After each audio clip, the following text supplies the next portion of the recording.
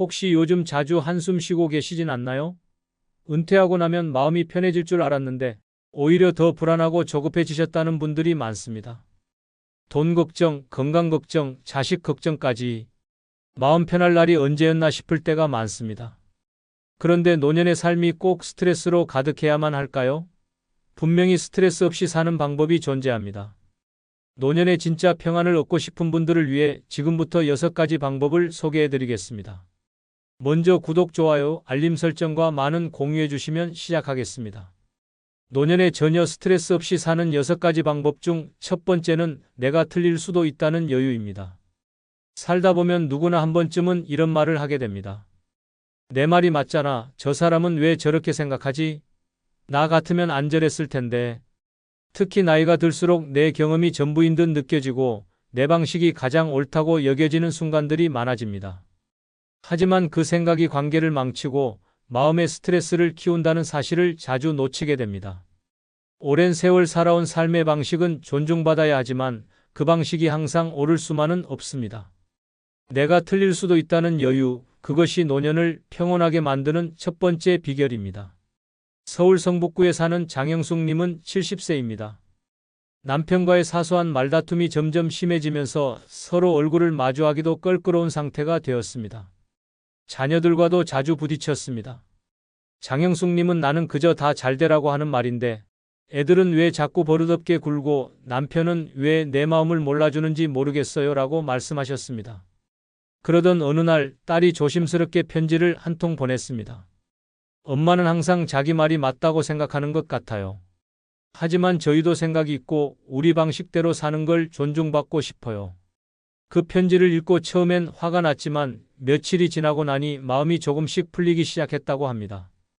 장영숙님은 이후 대화에서 한 걸음 물러서기 시작했고 내가 틀릴 수도 있다는 마음으로 남편과 자녀들의 말에 귀 기울이기 시작했습니다. 신기하게도 그때부터 가족 분위기가 달라졌다고 하셨습니다. 지금은 손주들과도 자주 웃고 남편과 함께 산책하는 시간도 늘어났습니다. 내가 다 맞을 필요는 없었더라고요. 그냥 조금만 내려놓으면 이렇게 편해지더라고요. 이 사례처럼 틀릴 수 있다는 여유는 단순히 고집을 버리자는 말이 아닙니다. 상대의 입장에서 다시 생각해보는 열린 마음을 갖는 것입니다. 누군가의 말에 그럴 수도 있겠구나라고 한 번만 생각해도 감정은 부드러워지고 갈등은 줄어듭니다. 상대방이 달라서 불편했던 게 아니라 내가 맞서려 했기 때문에 불편했던 건 아닐까요? 노년에는 건강도 중요하고 돈도 중요하지만 그보다 더 중요한 건 사람과의 관계입니다.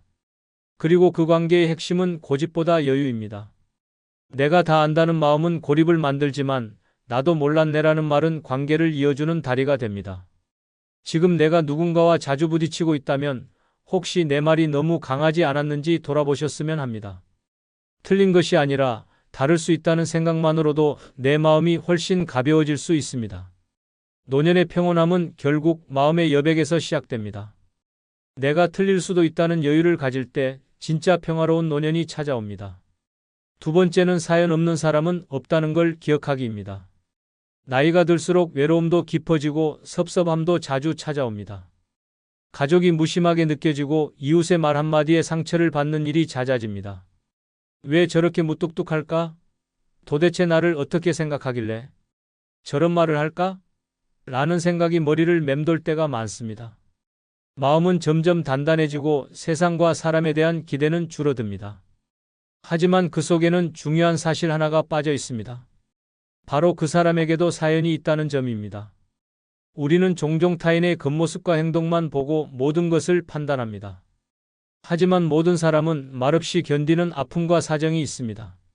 자식에게 연락이 뜸한 이유, 배우자의 차가운 말투, 친구의 어색한 행동, 그 안에는 우리가 모르는 고단한 삶의 이야기들이 숨어 있습니다. 단순히 무례해서가 아니라 말하지 못할 고통이나 피로 혹은 나름의 걱정으로 그렇게 보일 수 있는 것입니다. 그걸 모른 채 오해만 키우면 결국 가장 상처받는 건 내 마음입니다. 사람은 누구나 자신만의 짐을 지고 살아갑니다. 누군가의 말투가 거칠어 보여도 그날따라 속이 많이 상했을 수 있습니다. 이웃이 인사를 받아주지 않아도 그 순간 다른 걱정으로 머리가 복잡했을 수도 있습니다. 사소한 말 한마디, 눈빛 하나에 지나치게 의미를 부여하지 말고 저 사람에게도 무슨 사정이 있겠지 하고 마음을 한번 접어보면 내 하루가 달라집니다. 내가 먼저 이해하고 넘기면 쓸데없는 감정 소비를 줄일 수 있고 그만큼 스트레스도 줄어듭니다. 이런 마음의 여유는 인간관계를 훨씬 더 부드럽게 만들어줍니다. 노년기의 가장 큰 스트레스는 관계에서 비롯됩니다. 가까운 가족과 자녀, 친구, 이웃과의 갈등은 말로는 작지만 마음엔 깊은 흔적을 남깁니다. 그런데 관계는 언제나 쌍방향입니다. 내가 조금만 먼저 이해하고 기다려주는 마음을 가지면 상대도 언젠가 그 마음을 느끼게 됩니다.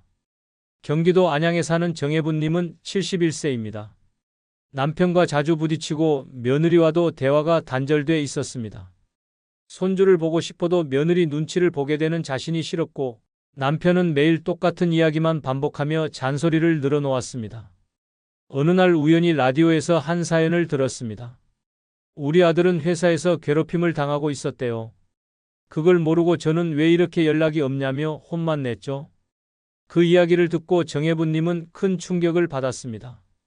혹시 나도 상대의 사정을 모르고 내 감정만 앞세우고 있었던 건 아닐까? 그날 이후 정혜분님은 남편의 이야기를 끊지 않고 들어주기 시작했고 며느리에게는 짧은 문자라도 따뜻하게 인사를 보내기 시작했습니다. 놀랍게도 관계는 서서히 달라지기 시작했고 지금은 손주와의 영상통화가 일상이 되었다고 하셨습니다. 내가 먼저 마음을 열었더니 그들도 천천히 다가오더라고요. 이처럼 사연 없는 사람은 없다는 걸 기억하는 것만으로도 세상을 바라보는 시선이 달라집니다. 내 안의 불만도 줄고 마음이 부드러워지며 관계는 다시 이어질 수 있는 여지를 얻게 됩니다. 나만 힘든 게 아니라는 사실을 받아들이는 순간 마음은 자연스레 단단해지면서도 따뜻해집니다. 노년의 평화는 외부에서 오는 것이 아니라 내 안의 시선에서부터 시작됩니다. 세 번째는 누가 뭐라 해도 내 방식을 믿는 태도입니다. 살다 보면 주변에서 참 많은 말들이 들려옵니다. 그 나이에 아직도 일하세요? 연금 받으면서 뭐하러 그렇게 아껴요? 지금은 그렇게 살면 손해예요. 이런 말들은 마치 내가 뭔가 잘못하고 있는 듯한 기분을 들게 합니다. 특히 노년에 들어서면 내 삶의 방식이 시대에 뒤처진 건 아닌지, 내가 뭔가 놓치고 있는 건 아닌지 괜히 스스로를 의심하게 됩니다. 그런데 정작 그 말들을 하는 사람들은 내 삶을 책임져 주지 않습니다. 하루하루를 사는 건 결국 나 자신이기 때문입니다. 누가 뭐라 하든 나의 방식으로 살아가는 태도는 노년의 삶을 지탱하는 가장 중요한 힘입니다. 지금까지 살아온 방식이 나에게 맞았다면 그것은 그 자체로 충분히 가치 있는 삶의 기준입니다. 전략하며 사는 것이 편한 사람도 있고 소소한 즐거움에 돈을 쓰는 것이 좋은 사람도 있습니다. 사람마다 마음이 편안해지는 방식은 다르기 때문에 남의 기준을 따라가기보다는 내 안의 기준을 지키는 것이 무엇보다 중요합니다. 요즘은 노년에도 자신을 위한 삶을 살아야 한다는 말이 흔하게 들리지만 그 삶의 방식은 누구에게나 다르게 해석됩니다. 누군가는 자주 여행을 다니며 삶의 활력을 느끼고 또 누군가는 조용히 집에서 손뜨개나 글쓰기 같은 취미를 하며 안정감을 느낍니다. 중요한 건 그 방식이 외부의 평가와 상관없이 나에게 맞는가입니다. 나답게 사는 삶이야말로 스트레스를 줄이는 가장 확실한 방법입니다. 그렇다고 고집을 부리라는 말은 아닙니다. 타인의 조언을 듣되 그 조언에 끌려가지 않는 태도를 말하는 것입니다. 판단의 주도권은 항상 나에게 있어야 하고 누군가의 말에 내 삶의 방향이 휘둘리기 시작하면 스트레스는 피할 수 없습니다. 세상에는 수많은 정답이 있지만 내 인생에는 내 방식이 유일한 정답일 수 있습니다. 또한 노년에 잘 살고 있다는 느낌은 단순히 물질이나 사회적 기준이 아니라 마음의 만족에서 나옵니다. 누가 뭐라 하든 스스로 만족스럽다면 그게 가장 건강하고 바람직한 삶입니다. 사람들은 쉽게 말합니다. 이제 좀 누리세요. 왜 그렇게 사세요? 그건 너무 낡은 방식이에요. 하지만 그런 말에 상처받지 말고 내 방식대로 성실히 살아온 자신을 인정해주는 태도가 필요합니다. 나는 지금까지도 충분히 잘 살아왔고 앞으로도 나답게 살아갈 권리가 있습니다. 경기도 김포에 사는 조말수님은 올해 70세입니다. 퇴직 후에도 새벽마다 시장에 나가 반찬 가게를 운영하고 계십니다. 주변 사람들은 이 나이에 왜 그렇게까지 하시냐며 만류하지만 조말수님은 묵묵히 자신의 방식을 지켜가고 있습니다. 그녀는 나는 사람들하고 부대끼며 일하는 게 제일 좋아요.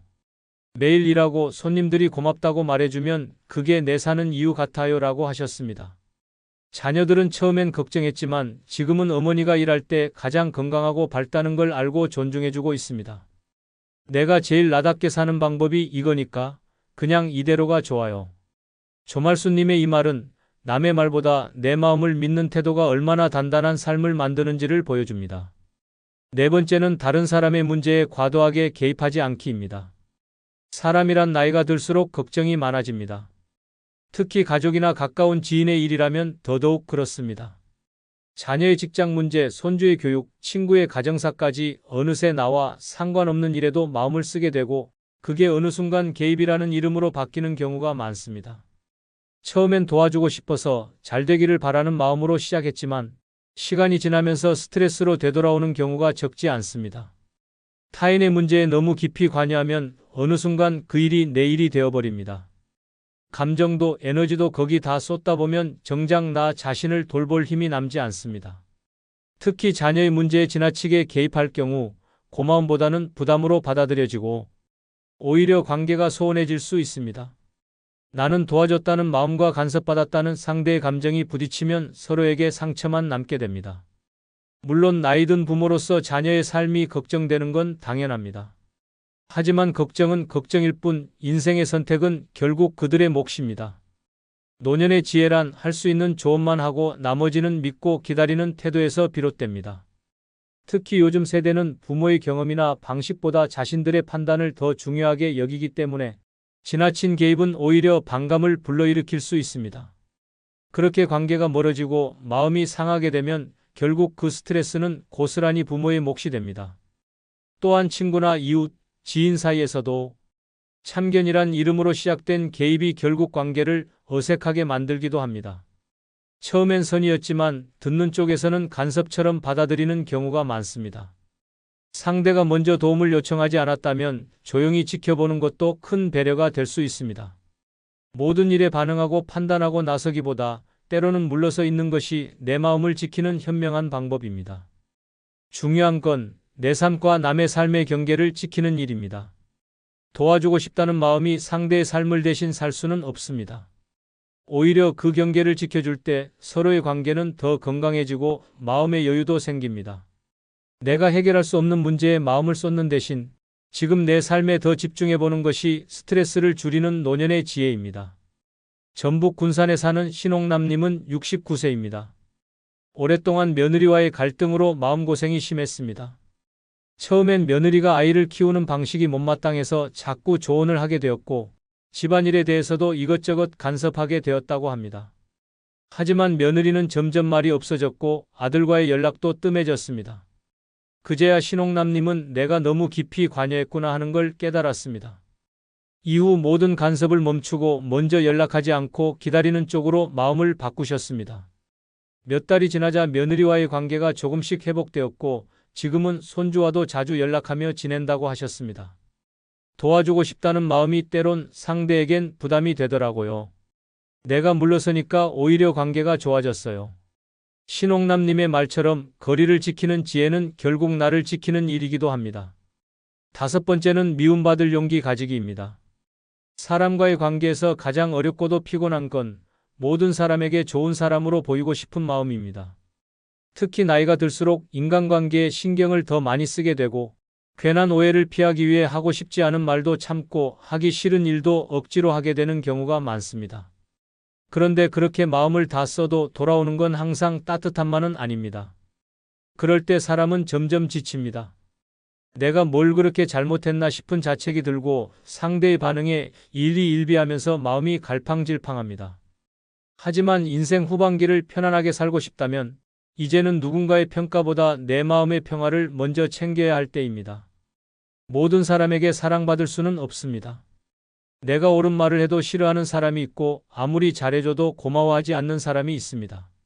그런 반응에 휘둘리기 시작하면 내 인생은 온통 타인의 기분에 따라 흔들리게 됩니다. 그래서 필요한 것이 미움받을 용기입니다. 그 용기를 가진 사람은 스트레스에 덜 흔들리고 인간관계에도 지치지 않습니다. 노년에는 내가 중심이 되어야 합니다.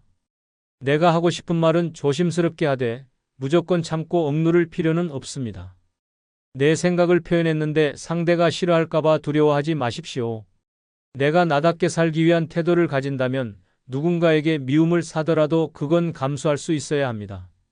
중요한 건 모든 사람에게 잘 보이려는 삶이 아니라 내 마음이 무너지지 않는 삶입니다. 또한 거절을 두려워하지 않는 것도 같은 맥락입니다. 하기 싫은 부탁을 무리해서 들어주고 원하지 않는 자리에 억지로 나가고 마음에도 없는 말을 건네는 일은 결국 나를 더 힘들게 만듭니다. 상대는 그저 고맙다고만 생각할 뿐 내가 얼마나 힘들었는지는 모릅니다.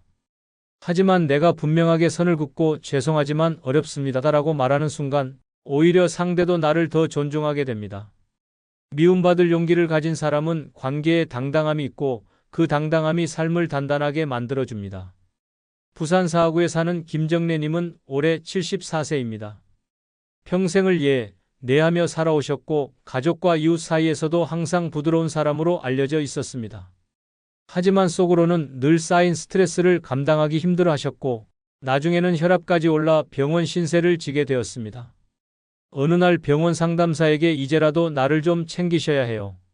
미움받을 용기도 가져야 오래 사실 수 있어요. 라는 말을 들은 후 큰 결심을 하셨다고 합니다. 이후엔 하기 싫은 부탁은 정중히 거절하고 가족에게도 하고 싶은 말을 조금씩 표현하기 시작하셨습니다. 처음엔 서먹했지만 시간이 지나며 오히려 가족들이 더 가까이 다가왔고 친구들도 이제야 진짜 김정래를 보는 것 같다고 말해줬다고 합니다. 김정래님은 용기 내서 나를 표현하니까 마음이 훨씬 편해졌어요. 이젠 누가 뭐라 해도 나는 내가 좋으면 그걸로 충분해요 라고 웃으며 말씀하셨습니다. 누구에게나 사랑받으려는 마음을 내려놓는 순간 진짜 나답게 살 수 있습니다. 미움받을 용기는 관계를 끊는 용기가 아니라 나를 지키는 용기입니다. 그리고 그 용기를 가진 사람만이 노년을 편안하게, 단단하게 살아갈 수 있습니다. 마지막 6번째는 다른 사람의 시선이나 평가에 신경 쓰지 않기입니다. 살아오면서 우리는 늘 남들이 나를 어떻게 볼까를 의식하며 살아왔습니다. 직장에서는 상사의 눈치를, 집에서는 가족의 기대를, 사회에서는 주변의 평가를 신경 쓰며 한 걸음씩 살아왔습니다. 그런데 그 습관이 노년까지 이어지면 마음이 쉴 틈이 없습니다. 정작 은퇴 후에는 좀 편하게 살아야지 하면서도 이웃의 눈치, 자식의 시선, 친구들의 말 한마디에 마음이 괜히 무거워지는 순간들이 많습니다. 저 사람은 아직도 일하네? 그 나이에 저런 옷을 입는다고? 혼자 밥 먹는 거 좀 없어 보여. 이런 말들에 괜히 움츠러들고 하고 싶은 일도 망설이게 되는 분들 많으실 겁니다. 그런데 한 번만 생각해 보십시오. 그 말들을 하는 사람들은 내 인생을 대신 살아주지 않습니다. 그리고 그런 시선은 한순간 스쳐 지나갈 뿐 내 삶에는 아무런 책임도 지지 않습니다. 결국 남의 눈치를 보며 살면 손해는 고스란히 내 몫이 됩니다. 노년에 가장 필요한 마음가짐은 나는 내가 좋으면 된다는 태도입니다. 남의 말보다 내 마음이 편한지를 먼저 들여다봐야 합니다. 내가 좋아서 하는 옷차림, 내가 편해서 선택한 일상, 내가 즐거워서 나간 모임이라면 그게 정답입니다. 세상이 뭐라고 해도 내가 웃을 수 있다면 그건 충분히 잘 사는 삶입니다. 반대로 남의 시선을 의식해 억지로 사는 순간부터 내 인생은 불편해지기 시작합니다. 특히 요즘처럼 다양한 삶의 방식이 인정받는 시대일수록 나만의 방식에 당당해지는 게 중요합니다. 노년에도 꿈을 꾸는 사람, 여전히 일하는 사람, 취미에 빠진 사람, 혼자 여행하는 사람 모두가 각자의 방식으로 잘 살고 있는 겁니다. 그런데 다른 사람들이 뭐라 할까라는 생각에 자꾸 주춤하게 되면 삶의 즐거움이 줄어들게 됩니다. 눈치 보며 사는 인생에는 기쁨보다 불안이 더 많습니다. 내 삶의 주인은 결국 나 자신입니다. 나를 행복하게 하지 못하는 삶이라면 그건 누구의 시선을 의식하든 바른 삶일 수 없습니다. 나이 들어 가장 소중한 건 남의 인정보다 내 스스로의 만족감입니다. 남의 평가에 일희일비하지 않고 내 기준대로 하루하루를 살아가는 태도가 스트레스 없는 노년의 핵심입니다. 대구 달서구에 사는 문영남님은 올해 73세입니다. 은퇴 후 카페 창업을 하셨을 때 주변에서는 이 나이에 무슨 장사를 하냐는 말이 많았습니다. 특히 동년배 친구들은 그냥 조용히 쉬면서 살지라고 걱정했고 자녀들도 반대가 심했다고 합니다. 하지만 문영남님은 늘 꿈이었던 작은 커피 가게를 열었고 매일 아침 직접 커피를 내리고 손님과 소소한 대화를 나누는 삶에 만족하고 계십니다. 처음엔 나도 흔들렸어요. 다들 말리니까. 근데 가게 열고 나니까 하루하루가 너무 좋아요. 내가 좋으면 된 거잖아요. 지금 문영남님의 카페는 동네 주민들 사이에서 조용한 명소가 되었고 무엇보다도 본인이 가장 행복해졌다고 하셨습니다. 이처럼 다른 사람의 시선을 신경 쓰기보다 내 삶의 중심을 내 안에 두는 것이 진짜 스트레스 없는 노년을 여는 열쇠입니다. 남이 아니라 내가 만족하는 삶, 그것이 곧 진짜 내 삶입니다. 그리고 여러분, 쿠팡에서 물건 구입 시 영상 아래에 나오는 아무 제품을 클릭하면 쿠팡으로 연결됩니다. 그리고 여러분이 어떤 제품을 구입해도 본 채널에 약간의 수수료가 발생하오니 꼭 이런 방법으로 쿠팡 구매하시면 큰 복 받으실 겁니다. 감사합니다. 여러분 혹시 황혼 재혼을 꿈꾸고 계신가요? 잠깐만요. 지금 당장 멈추세요. 제가 오늘 공개할 충격적인 진실을 듣고 나면 밤잠을 설칠지도 모릅니다. 실제로 황혼 재혼한 부부 10상 중 8상이 1년 안에 이혼을 고려한다는 충격적인 사실을 아시나요? 지금부터 늙어서 재혼했을 때 찾아오는 끔찍한 5가지 불행을 적나라하게 폭로해 드리겠습니다. 아직도 구독하지 않은 분은 구독, 좋아요 꼭 눌러주시기 바랍니다. 아울러 주변의 소중한 분들에게 많은 공유도 부탁드립니다. 첫 번째 불행은 재혼 후 급속히 식어가는 애정관계입니다. 이 얘기를 듣고 나면 정말 소름이 돋을 겁니다. 첫 번째 이유는 가면을 벗은 상대방의 충격적인 진짜 모습을 발견하게 되기 때문입니다. 연애할 때는 완벽해 보였던 그 사람이 실제로는 어떤 모습인지 아시나요? 아침에 일어나면 머리는 산발이고 입에서는 악취가 나고 화장실에서 나오면서 물도 안 내리는 모습을 보게 됩니다. 더 충격적인 건 밤마다 코를 골고 이를 갈며 심지어 잠꼬대까지 한다는 사실입니다. 연애할 때 보여줬던 그 우아하고 세련된 모습은 모두 연기였던 겁니다. 두 번째 이유는 서로 다른 생활 패턴 때문에 벌어지는 전쟁 같은 일상입니다. 상상해보세요. 한 사람은 새벽 5시에 일어나서 라디오를 크게 틀고 체조를 하는데 다른 한 사람은 밤 12시까지 텔레비전을 보며 과자를 먹습니다. 이게 매일 반복된다면 어떨까요? 서로를 죽이고 싶은 마음까지 들게 됩니다. 실제로 한 할머니는 남편이 새벽마다 기침하는 소리 때문에 베개로 얼굴을 덮고 싶었다고 고백했습니다. 세 번째 이유는 과거 배우자와의 끝없는 비교 지옥입니다. 이건 정말 잔인한 현실입니다. 아무리 새로운 시작이라고 다짐해도 인간은 비교하는 동물입니다. 전 남편은 밥을 이렇게 맛있게 해줬는데, 전 아내는 집안일을 저렇게 깔끔하게 했는데 하는 생각들이 하루에도 수십 번씩 떠오릅니다. 더 무서운 건 이런 생각이 무의식 중에 말로 나온다는 겁니다. 새 배우자 앞에서 전 배우자 이야기를 하는 순간 그 관계는 끝장입니다. 네 번째 이유는 나이 들어 나타나는 끔찍한 신체 변화들입니다. 연애할 때는 몰랐던 충격적인 사실들이 드러나기 시작합니다. 당뇨로 인한 발냄새, 혈압약 부작용으로 인한 무기력함, 관절염으로 인한 끊임없는 신음소리, 심지어 화장실 가는 횟수까지 늘어나서 밤마다 잠을 깨우게 됩니다. 이런 현실을 매일 목격하면서 애정이 식지 않을 수 있을까요? 다섯 번째 이유는 돈 때문에 벌어지는 추악한 현실입니다. 사랑만 있으면 된다고 생각했나요? 천만의 말씀입니다. 생활비는 누가 내고 병원비는 누가 부담하고 자녀들 용돈은 어떻게 할 건지 매일매일 계산기를 두드려야 합니다. 더 충격적인 건 상대방이 자신의 재산을 노리고 접근했다는 의심까지 들기 시작한다는 겁니다. 여섯 번째 이유는 자녀들의 냉랭한 시선과 노골적인 반대입니다. 자녀들은 새 배우자를 가족으로 인정하지 않고 명절 때마다 전쟁 같은 분위기가 됩니다. 더 잔인한 건 자녀들이 엄마 아빠가 죽으면 재산은 우리가 받을 거예요라고 대놓고 말한다는 겁니다. 이렇게 6가지 충격적인 이유로 인해 처음에 뜨거웠던 사랑은 차가운 현실 앞에서 산산조각 나게 됩니다. 연애할 때의 그 달콤했던 순간들은 모두 환상이었던 것입니다. 하지만 이건 시작에 불과합니다. 두 번째 불행은 더욱 충격적입니다. 재혼으로 인한 자녀들과의 관계 파탄, 이 얘기를 들으면 정말 등골이 서늘해질 겁니다. 두 번째 불행은 재혼으로 복잡해진 가족 관계도입니다. 이건 정말 머리가 지끈지끈해지는 악몽 같은 현실입니다. 첫 번째 문제는 호칭부터 시작되는 혼란입니다. 상대방의 자녀들을 뭐라고 불러야 할지 아시나요? 아들, 딸이라고 부르면 우리 아빠는 따로 있어요. 라고 면박을 당하고 그렇다고 이름을 부르면 예의가 없다며 뒤에서 수군거립니다. 더 충격적인 건 상대방의 손자, 손녀들입니다.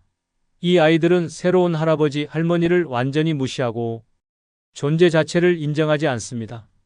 명절 때 인사도 안 받고 선물을 줘도 받지 않는 차가운 시선을 받아야 합니다. 두 번째 문제는 양쪽 자녀들 간의 치열한 세력 다툼입니다. 이건 정말 전쟁터를 방불케 합니다. 친자녀들은 우리가 원래 가족이라며 우선권을 주장하고 상대방 자녀들은 이제 한 가족이니까 평등하게 대해달라고 요구합니다. 명절 때 어디를 먼저 갈지, 제사는 어떻게 지낼지, 심지어 부모님과 누가 더 많은 시간을 보낼지까지 모든 게 경쟁입니다. 한 할머니는 우리 집이 매일 국정감사장 같다고 하소연했습니다. 세 번째 문제는 상속 문제로 벌어지는 치사한 계산질입니다. 이건 정말 인간의 추악한 면을 적나라하게 보여주는 부분입니다. 재혼하자마자 양쪽 자녀들이 재산분할 협의서를 들고 나타납니다. 친자녀들은 새엄마, 새아빠에게는 재산을 물려주지 말아달라고 압박하고 상대방 자녀들은 이제 한 가족인데 차별하지 말아달라며 요구합니다. 더 무서운 건 자녀들이 부모 몰래 변호사를 찾아가서 상속 포기 각서를 준비한다는 겁니다. 네 번째 문제는 경조사 때마다 벌어지는 어색하고 냉랭한 분위기입니다. 결혼식이나 장례식 같은 중요한 순간에 가족 소개를 어떻게 해야 할지 아무도 모릅니다. 우리 새아버지라고 소개하면 친아버지가 살아있는 자녀들이 불쾌해하고 어머니의 남편이라고 하면 그것도 어색합니다.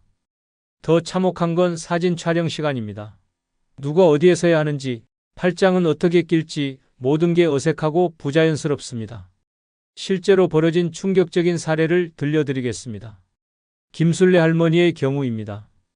75세에 재혼한 김순례 할머니는 명절 때마다 지옥을 경험합니다. 작년 추석 때 친아들은 새아버지랑 같이 차례 지내기 싫다며 따로 제사를 지내겠다고 했고 새남편이 딸은 이제 한 가족인데 왜 따로 하냐며 화를 냈습니다. 결국 김순례 할머니는 하루에 제사를 3번이나 지내야 했습니다. 이영자 할머니의 사례는 더욱 참혹합니다. 재혼 후 첫 설날에 양쪽 손자 손녀들이 모였는데 세뱃돈을 얼마나 줄지 몰라서 밤새 고민했습니다. 친손자에게는 10만 원, 새남편 손자에게는 5만 원을 줬더니 새남편이 차별한다며 크게 화를 냈고 친아들은 왜 남의 자식한테까지 돈을 주냐며 따졌습니다. 결국 이영자 할머니는 울면서 방에 들어가 버렸습니다. 박미숙 할머니의 경우는 정말 끔찍합니다. 재혼 6개월 만에 새남편이 갑자기 쓰러져 병원에 입원했는데 새남편이 자녀들이 병원비는 새어머니가 내세요라고 했습니다. 반면 박미숙 할머니의 자녀들은 왜 우리 엄마 돈으로 남의 아버지 병원비를 내냐며 반대했습니다. 결국 박미숙 할머니는 혼자서 모든 병원비를 부담해야 했고 양쪽 자녀들로부터 원망을 듣게 되었습니다. 이렇게 복잡하고 얽힌 가족관계도 때문에 재혼 부부들은 매일매일 스트레스와 갈등 속에서 살아가야 합니다. 단순했던 가족이 하루아침에 복잡한 조직도가 되어버리는 겁니다. 하지만 이것도 빙산의 일각입니다. 세 번째 불행은 더욱 치명적입니다. 재산 분할로 인한 끝없는 갈등, 이 이야기를 들으면 정말 잠을 못 잘 겁니다. 드디어 세 번째 불행을 공개할 시간입니다. 이건 정말 인간의 추악한 본성을 적나라하게 보여줍니다.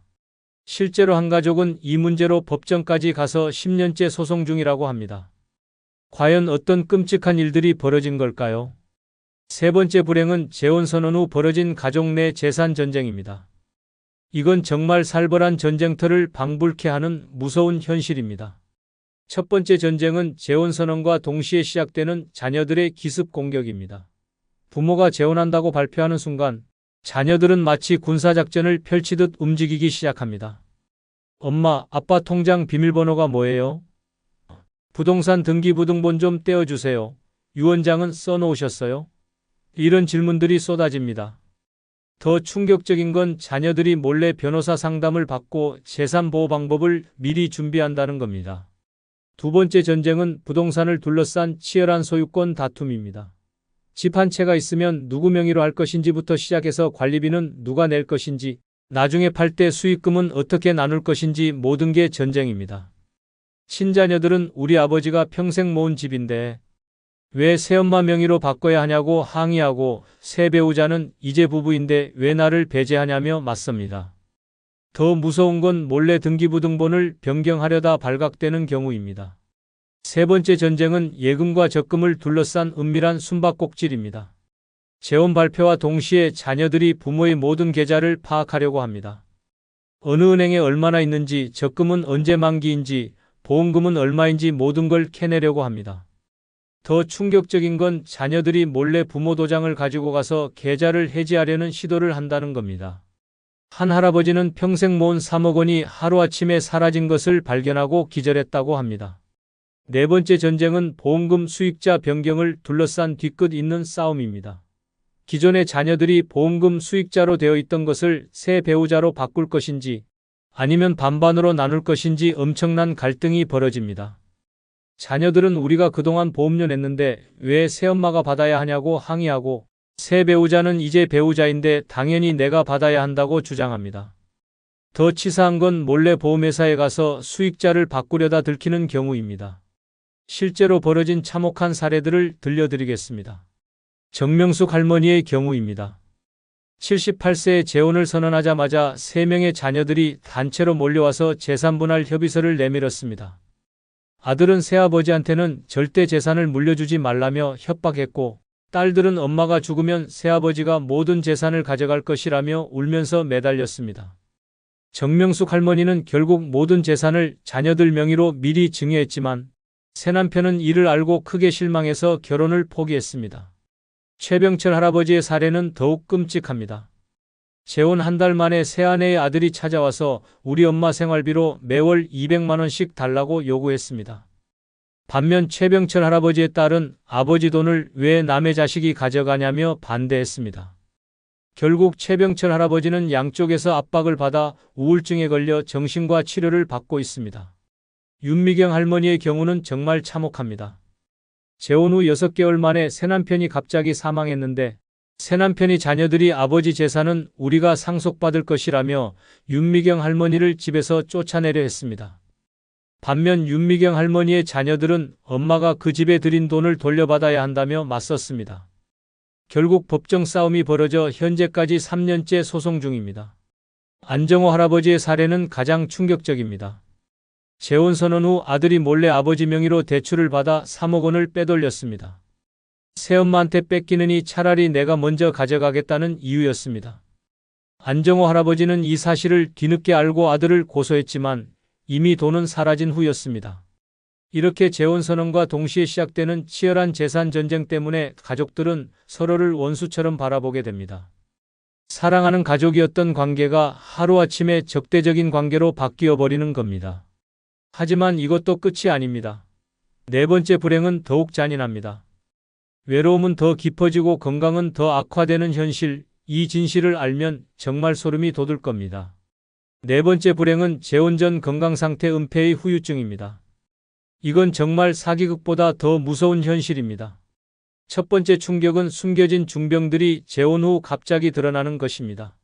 연애할 때는 건강해 보였던 상대방이 재혼 후 갑자기 당뇨, 고혈압, 심장병, 치매 초기 증상 등을 보이기 시작합니다. 더 충격적인 건 이런 병들이 이미 몇 년 전부터 진행되고 있었다는 사실입니다. 상대방이 의도적으로 숨겼던 것이죠. 약을 먹는 모습도 안 보여주고 병원 다니는 것도 비밀로 했던 겁니다. 두 번째 충격은 엄청난 의료비 폭탄이 터지는 것입니다. 재혼 후 상대방의 숨겨진 병이 악화되면서 매달 수백만 원씩 의료비가 나가기 시작합니다. 수술비, 입원비, 약값, 간병비까지 모든 비용이 눈덩이처럼 불어납니다. 더 무서운 건 상대방의 자녀들이 새엄마, 새아빠가 책임져야 한다며 모든 의료비를 떠넘긴다는 겁니다. 평생 모은 재산이 병원비로 순식간에 바닥나게 됩니다. 세 번째 충격은 간병 지옥에 빠지게 되는 것입니다. 건강한 배우자를 만나서 행복한 노후를 보내려고 했는데 하루아침에 간병인이 되어버립니다. 식사 준비, 약 챙겨주기, 병원 모시고 다니기, 밤새 간병하기까지 모든 게 혼자 감당해야 할 몫이 됩니다. 더 잔인한 건 상대방의 자녀들이 이제 부부니까 당연히 간병해야 한다며 책임을 전가한다는 겁니다. 네 번째 충격은 정신적 질환까지 숨겨져 있던 경우입니다. 치매 초기, 우울증, 조울증, 알코올 의존증 같은 정신적 문제들이 재혼 후에야 드러나기 시작합니다. 갑자기 이상한 행동을 하거나 기억을 못하거나 성격이 완전히 달라지는 모습을 보게 됩니다. 이런 상황에서는 정상적인 부부 생활 자체가 불가능해집니다. 실제로 벌어진 참혹한 사례들을 들려드리겠습니다. 김영희 할머니의 경우입니다. 72세에 재혼한 지 3개월 만에 새남편이 갑자기 쓰러져 병원에 갔더니 당뇨 합병증으로 신장 투석을 받아야 한다는 진단을 받았습니다. 알고 보니 새남편은 10년 전부터 당뇨를 앓고 있었는데 이를 완전히 숨겼던 것입니다. 주 3회 투석비로 매달 300만 원씩 나가자 김영희 할머니는 집까지 팔아야 했습니다. 새남편이 자녀들은 아버지 병은 새어머니가 책임져야 한다며 냉대했습니다. 박철수 할아버지의 사례는 더욱 끔찍합니다. 재혼 6개월 만에 새아내가 치매 초기 증상을 보이기 시작했습니다. 알고 보니 새아내는 재혼 전부터 가벼운 치매 증상이 있었는데 이를 의도적으로 숨겼던 것입니다. 새아내의 딸은 우리도 엄마 치매 때문에 힘들어서 결혼시킨 것이라고 뒤늦게 고백했습니다. 박철수 할아버지는 현재 홀로 치매 환자를 간병하며 지옥 같은 나날을 보내고 있습니다. 이순자 할머니의 경우는 정말 참혹합니다. 새남편이 재혼 후 갑자기 간암 말기 판정을 받았는데 알고 보니 재혼 전부터 간경화를 앓고 있었던 것입니다. 새남편은 건강검진에서 이상 없다고 거짓말을 했었습니다. 수술비와 항암 치료비로 2억 원이 들어갔고 결국 새남편은 1년 만에 사망했습니다. 이순자 할머니는 빚더미에 앉게 되었고 새남편이 자녀들은 아버지 재산은 우리가 상속받는다며 등을 돌렸습니다. 조명구 할아버지의 사례는 가장 충격적입니다. 새아내가 재혼 후 갑자기 조울증 증상을 보이기 시작했습니다. 하루는 극도로 흥분해서 물건을 부수고 다음 날은 극도로 우울해서 자살 소동을 벌이는 것이 반복되었습니다. 알고 보니 새아내는 20년째 정신과 치료를 받고 있었는데 이를 완전히 숨겼던 것입니다. 조명구 할아버지는 매일 새아내를 감시하며 살아야 하는 처지가 되었습니다. 정소영 할머니의 경우는 정말 끔찍합니다. 새남편이 재혼 후 알코올 의존증 증상을 보이기 시작했습니다. 매일 밤 술을 마시고 폭언을 하고 돈을 요구하며 난동을 부렸습니다. 알고 보니 새남편은 전부터 알코올 중독자였는데 연애할 때만 술을 끊었던 것입니다. 정소영 할머니는 매일 폭력에 시달리며 공포 속에서 살고 있습니다. 이렇게 숨겨진 건강 문제들이 재혼 후 드러나면서 행복한 노후는 완전히 물거품이 되어버립니다. 사랑하는 사람을 만나 행복하게 살려고 했던 꿈이 간병지옥과 의료비 폭탄으로 바뀌어버리는 겁니다. 5번째 불행은 생활습관과 가치관 차이입니다. 이건 정말 매일매일 벌어지는 끝없는 전쟁입니다. 생활습관과 가치관 차이로 인한 매일매일의 지옥 같은 갈등, 이것은 정말 생각만 해도 숨이 막히는 악몽 같은 것입니다. 실제로 한 부부는 이 문제로 매일 10번씩 싸우다가 결국 정신과 치료를 받게 되었다고 합니다. 과연 어떤 끔찍한 일들이 벌어진 걸까요? 첫 번째 충격은 완전히 다른 생활 리듬 때문에 벌어지는 매일의 갈등입니다. 한 사람은 새벽 5시에 일어나서 라디오 체조를 하고 아침 6시에 식사를 하려고 하는데 다른 한 사람은 밤 12시까지 텔레비전을 보고 아침 9시까지 잠을 자려고 합니다. 이런 차이가 매일 반복되면서 서로를 방해하고 스트레스를 주게 됩니다. 더 충격적인 건 나이가 들수록 이런 생활 패턴을 바꾸기가 거의 불가능하다는 겁니다. 두 번째 충격은 음식 취향과 식사 습관의 극명한 차이입니다. 한 사람은 짜고 매운 음식을 좋아하는데 다른 한 사람은 당뇨 때문에 싱겁게 먹어야 하고 한 사람은 고기를 좋아하는데 다른 한 사람은 소화가 안 되어서 채식만 해야 합니다. 더 무서운 건 식사 시간과 방법까지 완전히 다르다는 겁니다. 한 사람은 천천히 꼭꼭 씹어 먹는데 다른 한 사람은 빨리 후루룩 먹어 치우려고 합니다. 매 끼니마다 갈등이 벌어집니다. 세 번째 충격은 돈에 대한 가치관이 완전히 다르다는 것입니다. 한 사람은 평생 검소하게 살아온 습관 때문에 한 푼 한 푼 아껴 써야 한다고 생각하는데 다른 한 사람은 이제 얼마 안 남은 인생인데 돈을 아껴서 뭐 하냐며 펑펑 쓰려고 합니다. 전기료, 가스비, 교통비까지 모든 지출에 대해 의견이 다릅니다. 더 치사한 건 서로의 소비 패턴을 감시하고 비판한다는 겁니다. 네 번째 충격은 청결과 정리정돈에 대한 기준이 하늘과 땅 차이라는 것입니다. 한 사람은 매일 청소하고 물걸레질하고 모든 걸 제자리에 놓아야 직성이 풀리는데 다른 한 사람은 대충대충 살아도 된다고 생각합니다. 화장실 사용법, 설거지 방법, 빨래 개는 방법까지 모든 게 다릅니다. 더 끔찍한 건 서로의 방식을 강요하려고 한다는 겁니다. 실제로 벌어진 참혹한 사례들을 들려드리겠습니다. 한순이 할머니의 경우입니다. 새남편은 매일 새벽 5시에 일어나서 크게 기침하고 가래 뱉는 소리를 내면서 라디오를 틀어놓습니다. 반면 한순이 할머니는 밤늦게 잠들어서 아침 9시까지 자고 싶어 합니다. 매일 아침마다 조용히 해달라고 부탁하지만 새남편은 내 집에서 내가 왜 눈치를 봐야 하냐며 화를 냅니다. 결국 한순이 할머니는 수면 부족으로 우울증까지 생겼습니다. 최동식 할아버지의 사례는 더욱 끔찍합니다. 새아내는 매 끼니마다 국과 찌개와 반찬을 5가지씩 차려야 직성이 풀리는데 최동식 할아버지는 간단한 죽이나 국수 한 그릇이면 충분하다고 생각합니다. 새아내는 성의가 없다며 매일 음식 때문에 싸우고 최동식 할아버지는 왜 이렇게 복잡하게 해야 하냐며 짜증을 냅니다. 결국 따로 식사하게 되었습니다. 김말순 할머니의 경우는 정말 참혹합니다. 새남편은 돈을 물쓰듯이 써서 매일 택시를 타고 비싼 식당에서 식사하려고 하는데 김말순 할머니는 평생 버스만 타고 집에서 해먹는 습관이 몸에 배어 있습니다. 새남편은 이렇게 짠돌이 같이 살 수 없다며 화를 내고 김말순 할머니는 돈을 물쓰듯이 하면 나중에 어떻게 하냐며 걱정합니다. 매일 돈 문제로 싸웁니다. 박영수 할아버지의 사례는 가장 충격적입니다. 새아내는 집안을 완벽하게 정리정돈해야 직성이 풀리는데 박영수 할아버지는 신문을 바닥에 놓고 읽고 안경을 아무데나 두는 습관이 있습니다. 새아내는 지저분해서 못 살겠다며 매일 잔소리하고 박영수 할아버지는 내 물건을 왜 함부로 치우냐며 화를 냅니다. 결국 별거하게 되었습니다. 이미숙 할머니의 경우는 정말 끔찍합니다. 새남편은 종교에 열성적이어서 매일 새벽 기도회에 가려고 하고 이미숙 할머니도 함께 가기를 강요합니다. 반면 이미숙 할머니는 종교에 관심이 없어서 거부하면 새남편은 신앙심이 없다며 비난합니다. 매일 종교 문제로 갈등이 벌어집니다. 정철호 할아버지의 경우는 가장 절망적입니다. 새아내는 친구들과 자주 만나서 수다 떨고 놀러 다니는 것을 좋아하는데 정철호 할아버지는 집에서 조용히 책 읽고 텔레비전 보는 것을 좋아합니다. 새아내는 사람답게 살자며 외출을 강요하고 정철호 할아버지는 나이 들어서 왜 이렇게 시끄럽게 사냐며 반대합니다.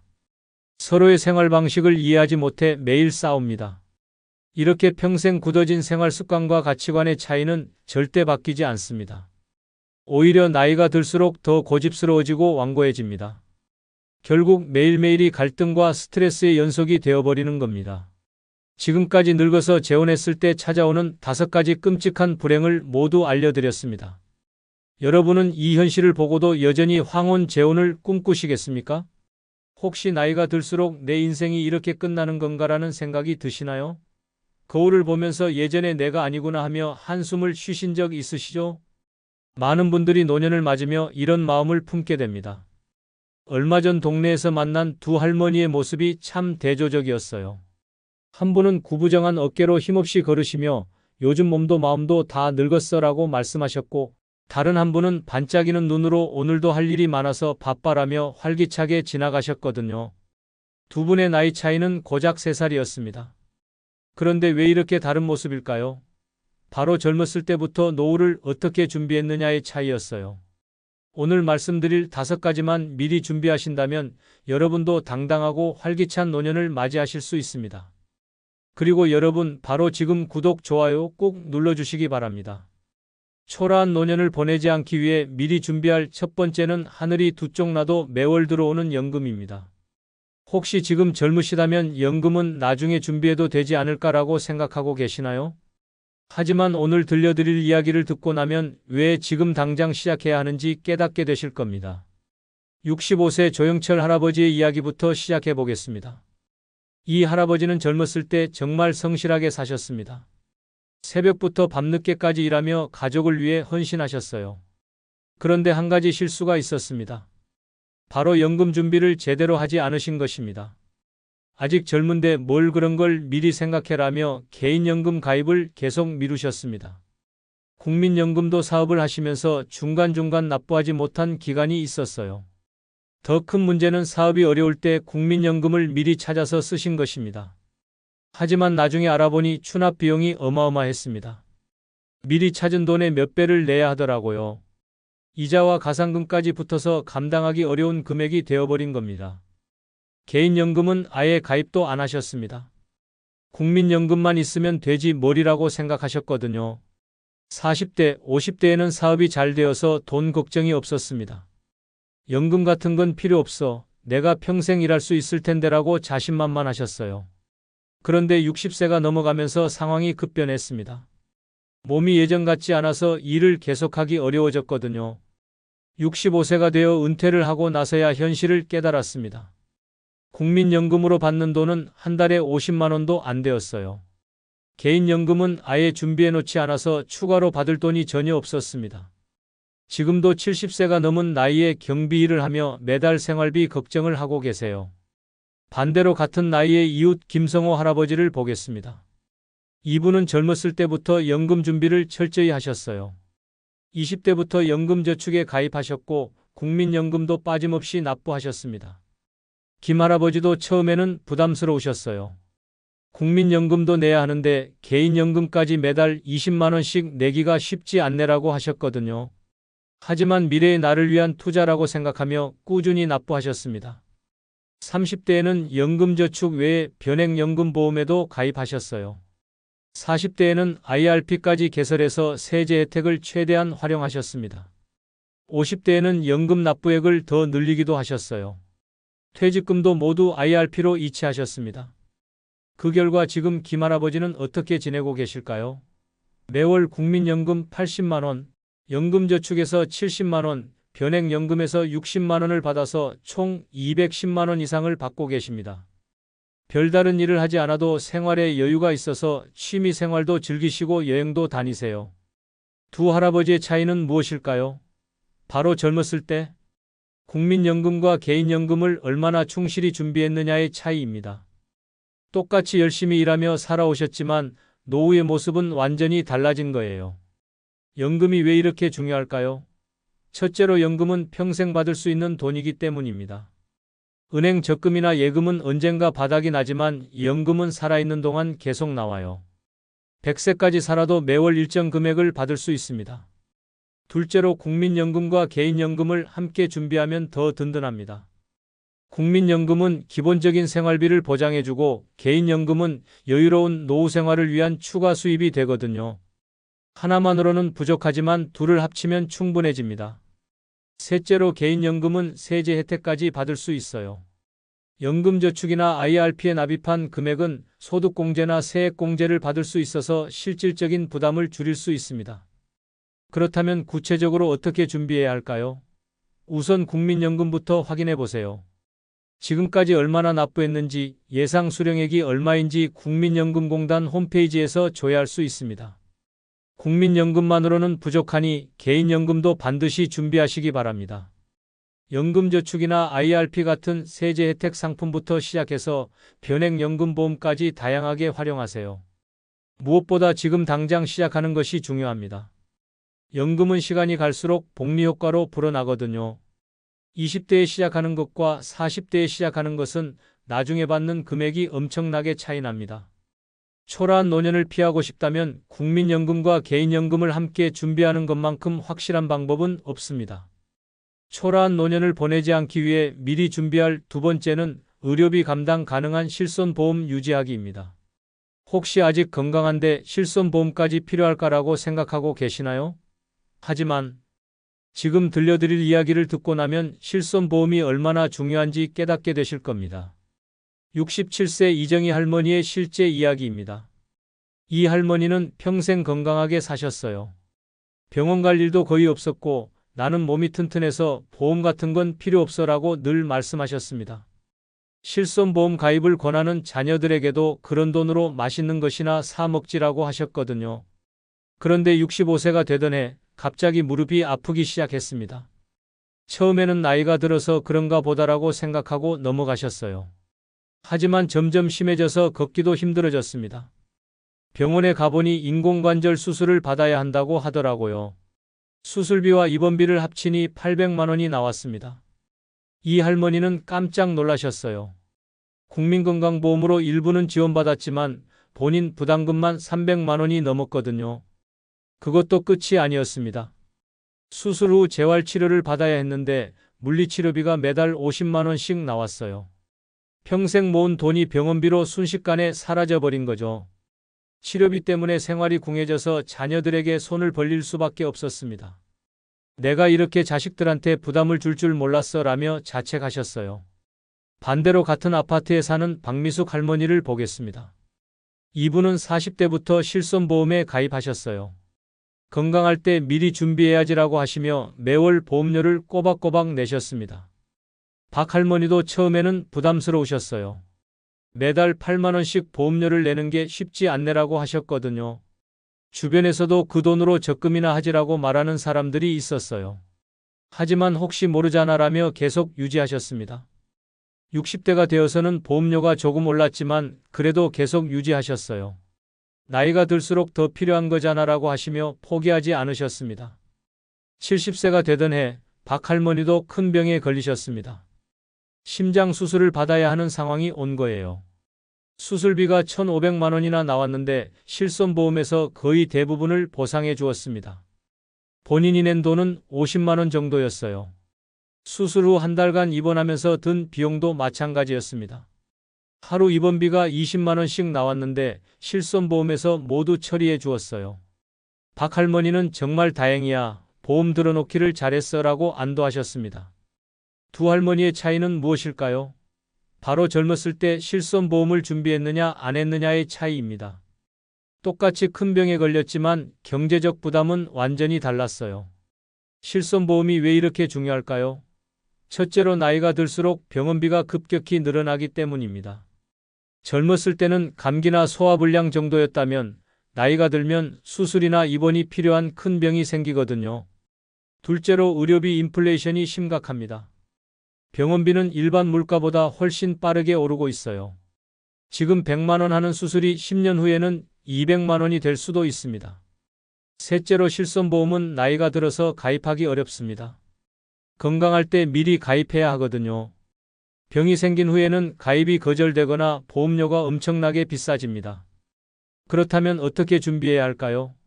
우선 지금 당장 실손보험에 가입하시기 바랍니다. 젊고 건강할 때 가입할수록 보험료가 저렴하고 보장도 좋아요. 이미 가입하신 분들은 절대 해지하지 마세요. 나이가 들면서 보험료가 오르더라도 유지하는 것이 유리합니다. 새로 가입하면 더 비싸거나 아예 가입이 안 될 수도 있거든요. 또한 보장 내용을 정기적으로 점검해 보세요. 의료기술이 발달하면서 새로운 치료법들이 나오는데 오래된 보험은 이런 부분이 보장되지 않을 수도 있어요. 무엇보다 실손보험을 노후 준비의 필수 항목으로 여기시기 바랍니다.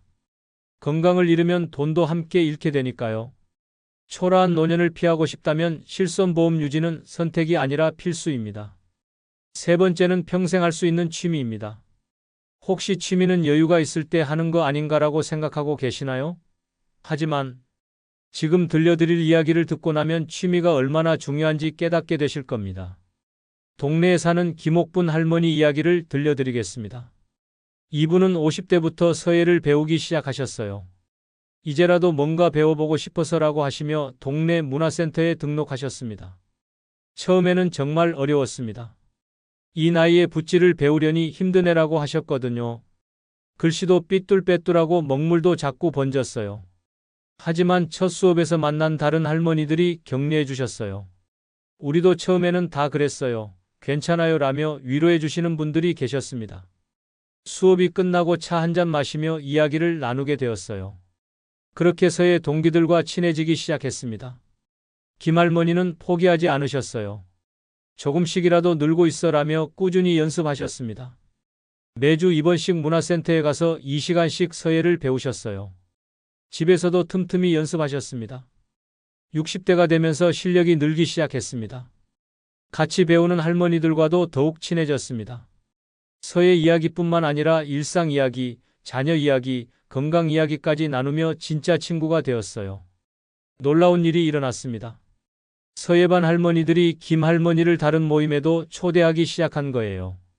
우리 등산 모임도 나와봐. 요리교실도 같이 다녀봐라며 새로운 활동들을 제안해 주셨습니다. 김할머니의 인간관계가 점점 넓어졌습니다. 서예반에서 만난 10명의 할머니들, 그 할머니들이 소개해준 등산 모임의 15명, 요리교실의 12명까지 어느새 40명이 넘는 새로운 친구들이 생긴 거예요. 70세가 된 지금 김할머니의 하루는 어떨까요? 매일 아침 일찍 일어나서 1시간씩 서예 연습을 하십니다. 오늘은 어떤 글귀를 써볼까라며 즐거워하세요. 문화센터에서 전시회가 있으면 작품도 출품하십니다. 더 놀라운 것은 이제 동네에서 서예를 가르치고 계신다는 점입니다. 내가 이렇게 선생님이 될 줄 몰랐어라며 뿌듯해하세요. 제자들도 생겼고 그 제자들과도 새로운 인연이 이어지고 있습니다. 김할머니의 휴대폰에는 이제 연락처가 100개가 넘습니다. 서예 관련 사람들, 등산 모임 사람들, 요리교실 사람들, 그리고 서예 제자들까지 말이에요. 매일 누군가와 만날 약속이 있어서 바쁘고 즐거우시다고 합니다. 취미가 왜 이렇게 중요할까요? 첫째로 취미는 새로운 인맥을 만들어주는 최고의 방법입니다. 나이가 들어서 새로운 친구를 만들기는 쉽지 않은데 같은 취미를 가진 사람들과는 자연스럽게 친해질 수 있어요. 둘째로 취미를 통한 인간관계는 연쇄 반응을 일으킵니다. 한 명의 취미 친구가 다른 친구들을 소개해주고 그 친구들이 또 다른 모임으로 이끌어줍니다. 마치 거미줄처럼 인맥이 확장되는 거예요. 셋째로 취미는 삶의 목표를 만들어줍니다. 오늘은 이것을 해봐야지라는 목표가 있으면 하루하루가 의미 있어져요. 그냥 시간을 보내는 것이 아니라 무언가를 성취하는 기쁨을 느낄 수 있습니다. 무엇보다 지금 당장 시작하는 것이 중요합니다. 나이가 들어서 뭘 배워라는 생각은 버리세요. 평생 할 수 있는 취미 하나만 있어도 노후가 완전히 달라집니다. 네 번째는 운동입니다. 혹시 나이가 들면 몸이 아픈 건 당연하지 않나라고 생각하고 계시나요? 또는 젊을 때 운동 안 했는데 지금 해봤자 뭐해라고 여기시나요? 하지만 지금 들려드릴 이야기를 듣고 나면 운동이 얼마나 중요한지 깨닫게 되실 겁니다. 75세 박영수 할아버지의 이야기부터 시작해 보겠습니다. 이 할아버지는 젊었을 때 운동과는 거리가 멀었어요. 운동할 시간에 일이나 더 하지라고 늘 말씀하셨습니다. 새벽부터 밤늦게까지 일만 하며 살아오셨거든요. 60대가 되면서 몸에 이상 신호가 나타나기 시작했습니다. 계단을 오르면 숨이 차고 무릎이 아프고 허리도 자주 아팠어요. 나이가 들어서 그런가 보다라고 생각하며 참고 지내셨습니다. 65세에 은퇴한 후에는 상황이 더 나빠졌습니다. 하루 종일 집에만 있다 보니 근육이 빠지고 체력이 떨어졌어요. 조금만 걸어도 금세 피곤해졌습니다. 병원에 가니 당뇨와 고혈압 진단까지 받았어요. 박 할아버지는 어떻게 되셨을까요? 매일 약을 먹어야 하고 조금만 움직여도 힘들어서 집에만 계시게 되었습니다. 외출하기도 부담스러워서 점점 사람들과 멀어지셨어요. 내가 이렇게 늙어버렸나라며 우울해하셨습니다. 반대로 같은 나이의 이웃 최건강 할아버지를 보겠습니다. 이분은 50대부터 운동을 시작하셨어요. 이제라도 몸을 관리해야겠어라고 하시며 동네 헬스장에 등록하셨습니다. 처음에는 정말 힘들었습니다.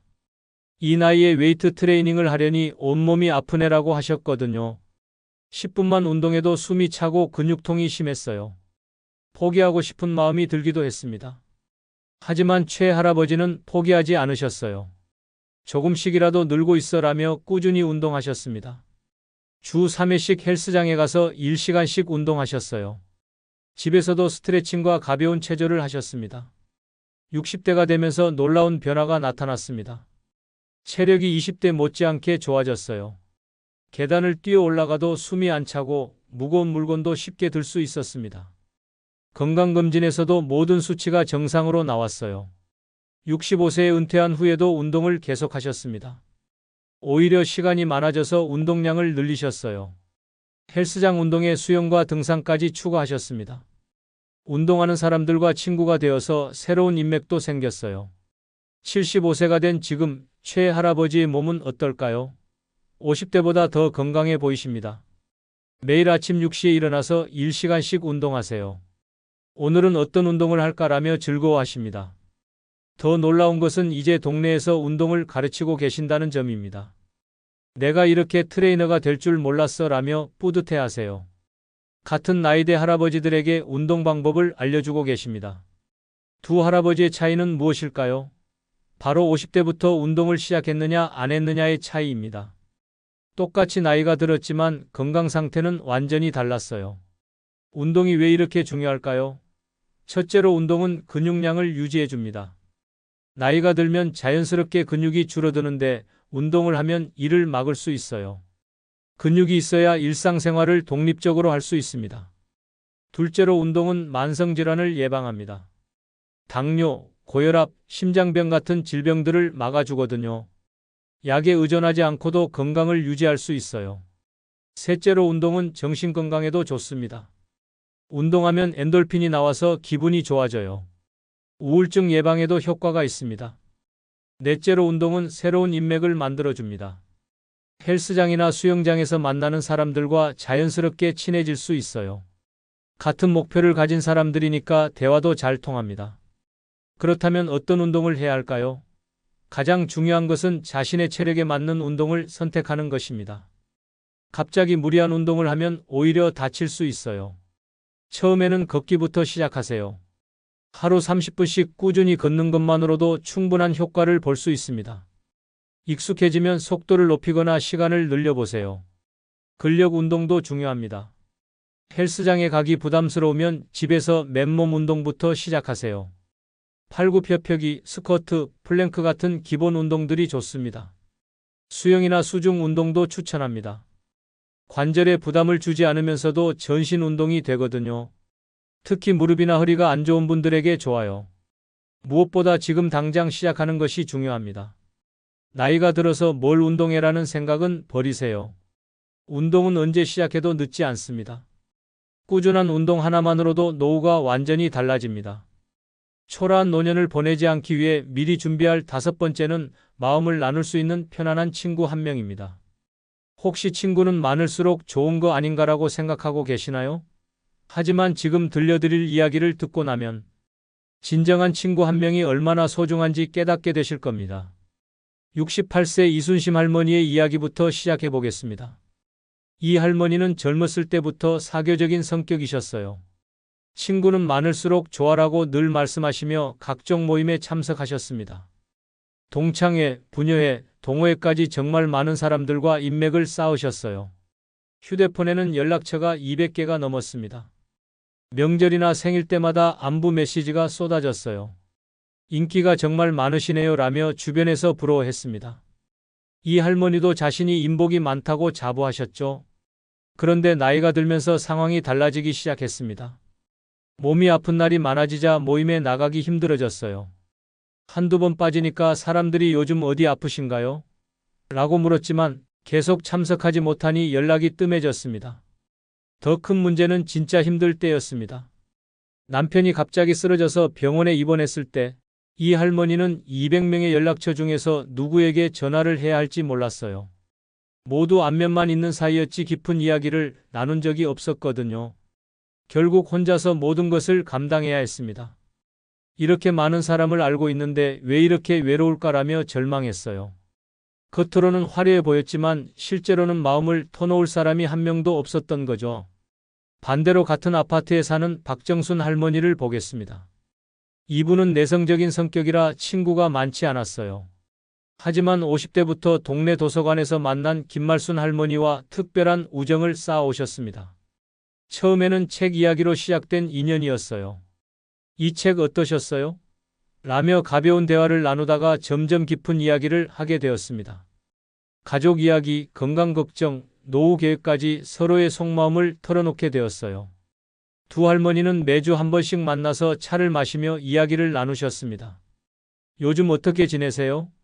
라는 안부로 시작해서 때로는 2시간씩 대화하기도 했어요. 서로의 기쁨과 슬픔을 함께 나누는 진짜 친구가 된 거죠. 70세가 된 지금 박 할머니에게 어려운 일이 생겼을 때 김 할머니는 어떻게 하셨을까요? 박 할머니가 허리 수술을 받게 되었을 때 김 할머니는 매일 병원에 찾아가셨어요. 걱정하지 마세요. 제가 옆에 있잖아요 라며 든든한 지원군이 되어주셨습니다. 두 할머니의 차이는 무엇일까요? 바로 진정한 친구 한 명을 만들었느냐 안 만들었느냐의 차이입니다. 수많은 아는 사람보다 마음을 나눌 수 있는 한 명의 친구가 더 소중한 거예요. 편안한 친구가 왜 이렇게 중요할까요? 첫째로 진정한 친구는 어떤 모습이든 받아줍니다.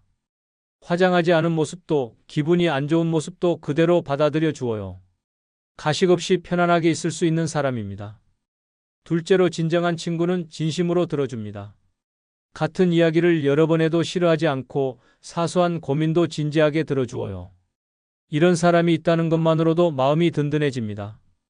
셋째로 진정한 친구는 어려울 때 실질적인 도움을 줍니다. 말로만 위로하는 것이 아니라 직접 행동으로 도와주어요. 나이가 들수록 이런 도움이 정말 소중해집니다. 무엇보다 지금부터라도 진정한 친구를 찾아보세요. 나이가 들어서도 새로운 친구를 만들 수 있습니다. 편안한 친구 한 명만 있어도 노후가 완전히 달라집니다.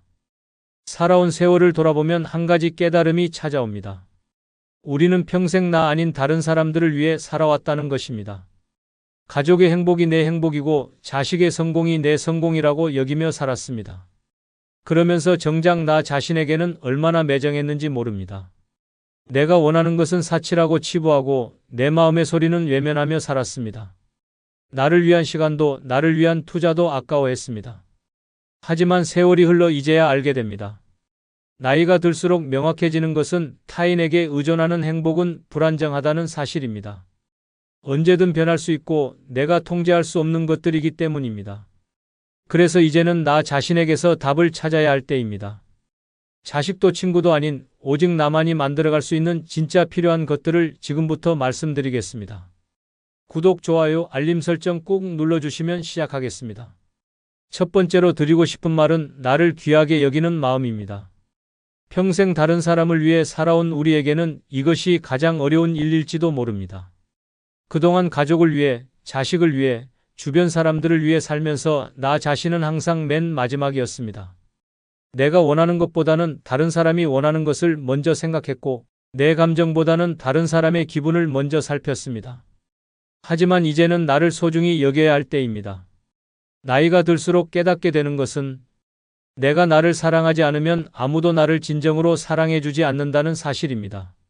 내가 나를 귀하게 여기지 않으면 다른 사람들도 나를 가볍게 여기게 됩니다. 내가 나의 의견을 중요하게 생각하지 않으면 다른 사람들도 내 말을 대수롭지 않게 넘어갑니다. 나를 귀하게 여긴다는 것은 단순히 이기적으로 산다는 뜻이 아닙니다. 내 감정을 인정하고 내 욕구를 존중하며 내 시간을 소중히 여기는 것입니다. 하고 싶지 않은 일에 억지로 끌려가지 않고 내 의견을 당당하게 표현하며 내가 원하는 것을 추구하는 것입니다. 평생 참아왔던 것들을 이제는 참지 않아도 됩니다.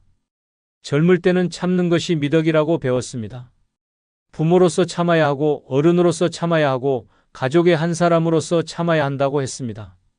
내 의견보다는 다른 사람의 의견이 우선이었고 내 취향보다는 다른 사람의 취향이 중요했습니다. 내가 하고 싶은 일보다는 가족이 원하는 일을 해야 했습니다. 그렇게 수십 년을 살아왔습니다. 하지만 이제는 다릅니다. 이제는 내 의견을 말할 권리가 있고 내가 원하는 것을 선택할 자유가 있습니다. 하기 싫은 일에 싫다고 말할 수 있고 가고 싶지 않은 곳에 가지 않을 수 있습니다. 이것이 이기적인 것이 아니라 당연한 권리입니다. 평생 다른 사람을 위해 살았으니 이제는 나를 위해 살 차례입니다. 나를 귀하게 여기는 것은 작은 것부터 시작됩니다. 좋은 음식을 먹고 싶으면 먹고 좋은 옷을 입고 싶으면 입고 가고 싶은 곳이 있으면 가는 것입니다. 누구에게 허락받을 필요도 없고 눈치 볼 필요도 없습니다. 내 돈으로 내가 원하는 것을 사고 내 시간을 내가 원하는 대로 쓰는 것은 너무나 당연한 일입니다. 또한 나를 귀하게 여긴다는 것은 내 감정을 솔직하게 표현하는 것입니다. 기분이 좋지 않을 때는 좋지 않다고 말하고 화가 날 때는 화가 난다고 표현하는 것입니다. 평생 참고 모든 것을 감수해왔지만 이제는 그럴 필요가 없습니다. 내 감정을 숨기고 다른 사람 기분만 맞춰주며 살 이유가 없습니다. 나이가 들수록 시간은 더욱 소중해집니다. 젊을 때는 시간이 무한정 있는 것처럼 느껴졌지만 이제는 남은 시간이 한정되어 있다는 것을 압니다. 그런데 그 소중한 시간을 여전히 다른 사람 눈치 보고 참으며 보낼 수는 없습니다. 이제는 정말 내가 원하는 것, 내가 좋아하는 것, 내가 즐거워하는 것에 시간을 써야 합니다. 나를 귀하게 여기는 마음은 하루아침에 생기지 않습니다. 평생 습관처럼 다른 사람을 먼저 생각해왔기 때문에 나를 먼저 생각하는 것이 어색하고 미안할 수도 있습니다. 하지만 조금씩 연습하면 됩니다. 작은 것부터 내 의견을 표현하고 내가 원하는 선택을 하면서 점점 나를 소중히 여기는 마음을 키워나가면 됩니다. 실제로 제가 아는 한 분의 이야기를 들려드리겠습니다. 올해 70세가 된 이분은 평생 직장과 가족을 위해서만 살았습니다. 회사에서는 상사 눈치를 보며 야근도 마다하지 않았고 집에서는 가족들이 원하는 모든 것을 해주려고 노력했습니다. 본인이 뭘 좋아하는지 뭘 원하는지조차 생각해 볼 시간이 없었습니다. 취미생활도 없었고 친구들과 만나는 시간도 아까워했습니다. 그런데 몇 년 전 건강에 문제가 생기면서 생각이 바뀌었습니다. 병원에 입원해 있으면서 지금까지 자신이 어떻게 살아왔는지 돌아보게 되었습니다. 그때 깨달은 것은 평생 다른 사람만 챙기고 살았지 정작 자신은 돌보지 못했다는 사실이었습니다. 퇴원 후부터는 달라지기 시작했습니다. 먼저 평생 하고 싶었던 등산을 시작했습니다. 가족들이 위험하다고 말려도 안전하게 준비해서 꾸준히 산에 오릅니다. 등산복도 좋은 것으로 사고 등산용품도 제대로 갖췄습니다. 예전 같으면 그 돈이 아까워서 못했을 일입니다. 또한 오랫동안 연락하지 못했던 친구들과도 다시 만나기 시작했습니다. 한 달에 한 번씩 모임을 갖고 가끔은 여행도 함께 갑니다. 가장 큰 변화는 가족들과의 관계입니다. 예전에는 가족들이 부탁하는 모든 일을 다 들어줬지만 이제는 할 수 있는 것과 할 수 없는 것을 분명히 구분합니다. 몸이 힘들 때는 힘들다고 말하고 바쁠 때는 바쁘다고 말합니다. 처음에는 가족들이 당황했지만 지금은 오히려 더 존중해주고 배려해줍니다. 무엇보다 본인이 훨씬 행복해졌습니다. 나를 소중히 여기고 내가 원하는 대로 살기 시작하니까 마음도 편해지고 삶의 만족도도 높아졌습니다. 두 번째로 꼭 필요한 것은 바로 건강한 몸입니다. 젊을 때는 몸이 아프면 하루 이틀 쉬면 금세 나았습니다. 밤늦게 일해도 다음날 아침이면 괜찮았고 조금 무리해도 큰 문제 없이 지낼 수 있었습니다. 그런데 나이가 들수록 몸은 정직하게 반응합니다. 어제 조금 무리했다 싶으면 오늘은 온몸이 쑤시고 잠을 못 잤다 싶으면 며칠 동안 컨디션이 엉망이 됩니다. 그때 비로소 깨닫게 됩니다. 아무리 많은 돈을 벌어도 건강을 잃으면 그 돈이 무슨 소용인지를 말입니다. 최고급 병원에 가도 이미 망가진 몸은 예전으로 돌아가지 않습니다. 비싼 약을 먹어도 한번 생긴 만성질환은 평생 따라다닙니다. 맛있는 음식도 소화가 안 되면 독이 되고 아름다운 풍경도 몸이 아프면 고통스럽기만 합니다. 평생 모은 재산으로도 젊었을 때의 그 건강한 몸 하나 살 수 없다는 것이 인생의 아이러니입니다. 이런 상황이 되면 돈이 많아도 자식이 잘 살아도 친구가 많아도 소용없습니다. 내 몸이 아프면 아무것도 할 수 없기 때문입니다. 건강할 때는 당연하게 여겼던 것들이 얼마나 소중한지 모릅니다. 아침에 일어나서 몸이 개운한 것, 하루 종일 어디 하나 아프지 않은 것, 밤에 푹 잠들 수 있는 것, 이 모든 것이 사실은 큰 축복입니다. 그런 여러분은 누구보다 행복한 사람입니다. 젊을 때는 이런 것들을 너무 당연하게 생각했습니다. 몸이 아프면 그때 가서 병원에 가면 되고 약 먹으면 낫는다고 생각했습니다. 하지만 나이가 들면서 알게 된 것은 예방이 치료보다 훨씬 중요하다는 것입니다. 한번 망가진 몸은 완전히 회복하기 어렵습니다. 당뇨병이 생기면 평생 관리해야 하고 고혈압이 생기면 매일 약을 먹어야 합니다. 관절이 나빠지면 수술을 해도 예전 같지 않고 심장에 문제가 생기면 항상 조심해야 합니다. 눈이 나빠지면 독서나 TV 시청도 어려워지고 귀가 안 들리면 대화조차 힘들어집니다. 그래서 지금부터라도 내 몸을 소중히 여겨야 합니다. 매일 조금씩이라도 운동하고 규칙적으로 식사하고 충분히 잠을 자는 것이 중요합니다. 정기적으로 건강검진을 받고 몸에 이상이 있으면 참지 말고 병원에 가야 합니다. 건강할 때 건강을 지키는 것이 가장 현명한 투자입니다. 건강관리는 거창한 것이 아닙니다. 엘리베이터 대신 계단을 이용하고 가까운 거리는 걸어가고 스트레칭을 자주 하는 것만으로도 충분합니다. 식사도 마찬가지입니다. 짜고 기름진 음식을 줄이고 야채와 과일을 충분히 먹고 물을 많이 마시는 것이 도움이 됩니다. 금연과 금주는 말할 것도 없고 스트레스 관리도 중요합니다. 수면의 질도 신경 써야 합니다. 나이가 들수록 잠이 얕아지고 자주 깨게 되는데 그래도 충분한 휴식을 취해야 합니다. 낮에 적당히 활동하고 저녁에는 무거운 음식을 피하고 잠자리에서는 스마트폰을 보지 않는 것이 좋습니다. 규칙적인 수면 패턴을 유지하는 것도 중요합니다. 무엇보다 몸의 변화에 민감하게 반응해야 합니다. 예전과 다른 증상이 나타나면 그냥 넘어가지 말고 관심을 가져야 합니다. 나이 탓이라고 무조건 생각하지 말고 필요하면 전문의와 상담을 받아보는 것이 좋습니다. 조기 발견이 치료에 가장 중요하기 때문입니다. 몸이 건강하면 하고 싶은 일을 할 수 있습니다. 여행도 갈 수 있고 취미생활도 즐길 수 있고 사랑하는 사람들과 시간을 보낼 수 있습니다. 손자, 손녀와 놀아줄 수도 있고 새로운 것을 배울 수도 있습니다. 하지만 몸이 아프면 이 모든 것이 불가능해집니다. 건강은 돈으로도 살 수 없는 가장 소중한 자산입니다. 또한 정신 건강도 함께 챙겨야 합니다. 몸과 마음은 연결되어 있어서 몸이 아프면 마음도 우울해지고 마음이 우울하면 몸도 아프게 됩니다. 긍정적인 마음가짐을 유지하고 스트레스를 적절히 해소하며 사회적 관계를 유지하는 것도 건강의 중요한 부분입니다. 실제로 제가 아는 분의 이야기를 들려드리겠습니다. 올해 70세가 된 김 씨는 젊을 때부터 가족들만 챙기며 살았습니다. 새벽 5시에 일어나 집안일을 하고 가족들 뒷바라지에만 매달렸습니다. 본인은 아파도 참고 피곤해도 참으며 살았습니다. 건강검진도 돈이 아깝다며 받지 않았고 몸이 아파도 할 일이 밀린다며 쉬지 않았습니다. 그런데 60대 후반에 갑자기 당뇨와 고혈압이 한꺼번에 찾아왔습니다. 그때서야 병원에 갔지만 이미 합병증까지 생긴 상태였습니다. 이제는 매일 약을 먹어야 하고 음식도 가려 먹어야 하고 조금만 무리해도 몸이 힘들어집니다. 그동안 하고 싶었던 여행도 갈 수 없고 친구들과 만나는 것조차 부담스러워졌습니다. 김 씨는 이제 후회합니다. 그때 건강관리를 조금만 더 신경 썼다면, 정기검진을 받았다면, 아플 때 참지 말고 병원에 갔다면 지금처럼 고생하지 않았을 것이라고 말입니다. 자식들은 다 성공해서 잘 살고 있지만 정작 본인은 아픈 몸으로 고생하고 있습니다. 돈도 있고 자식들도 효도하지만 몸이 아프니까 아무것도 즐길 수 없다고 합니다.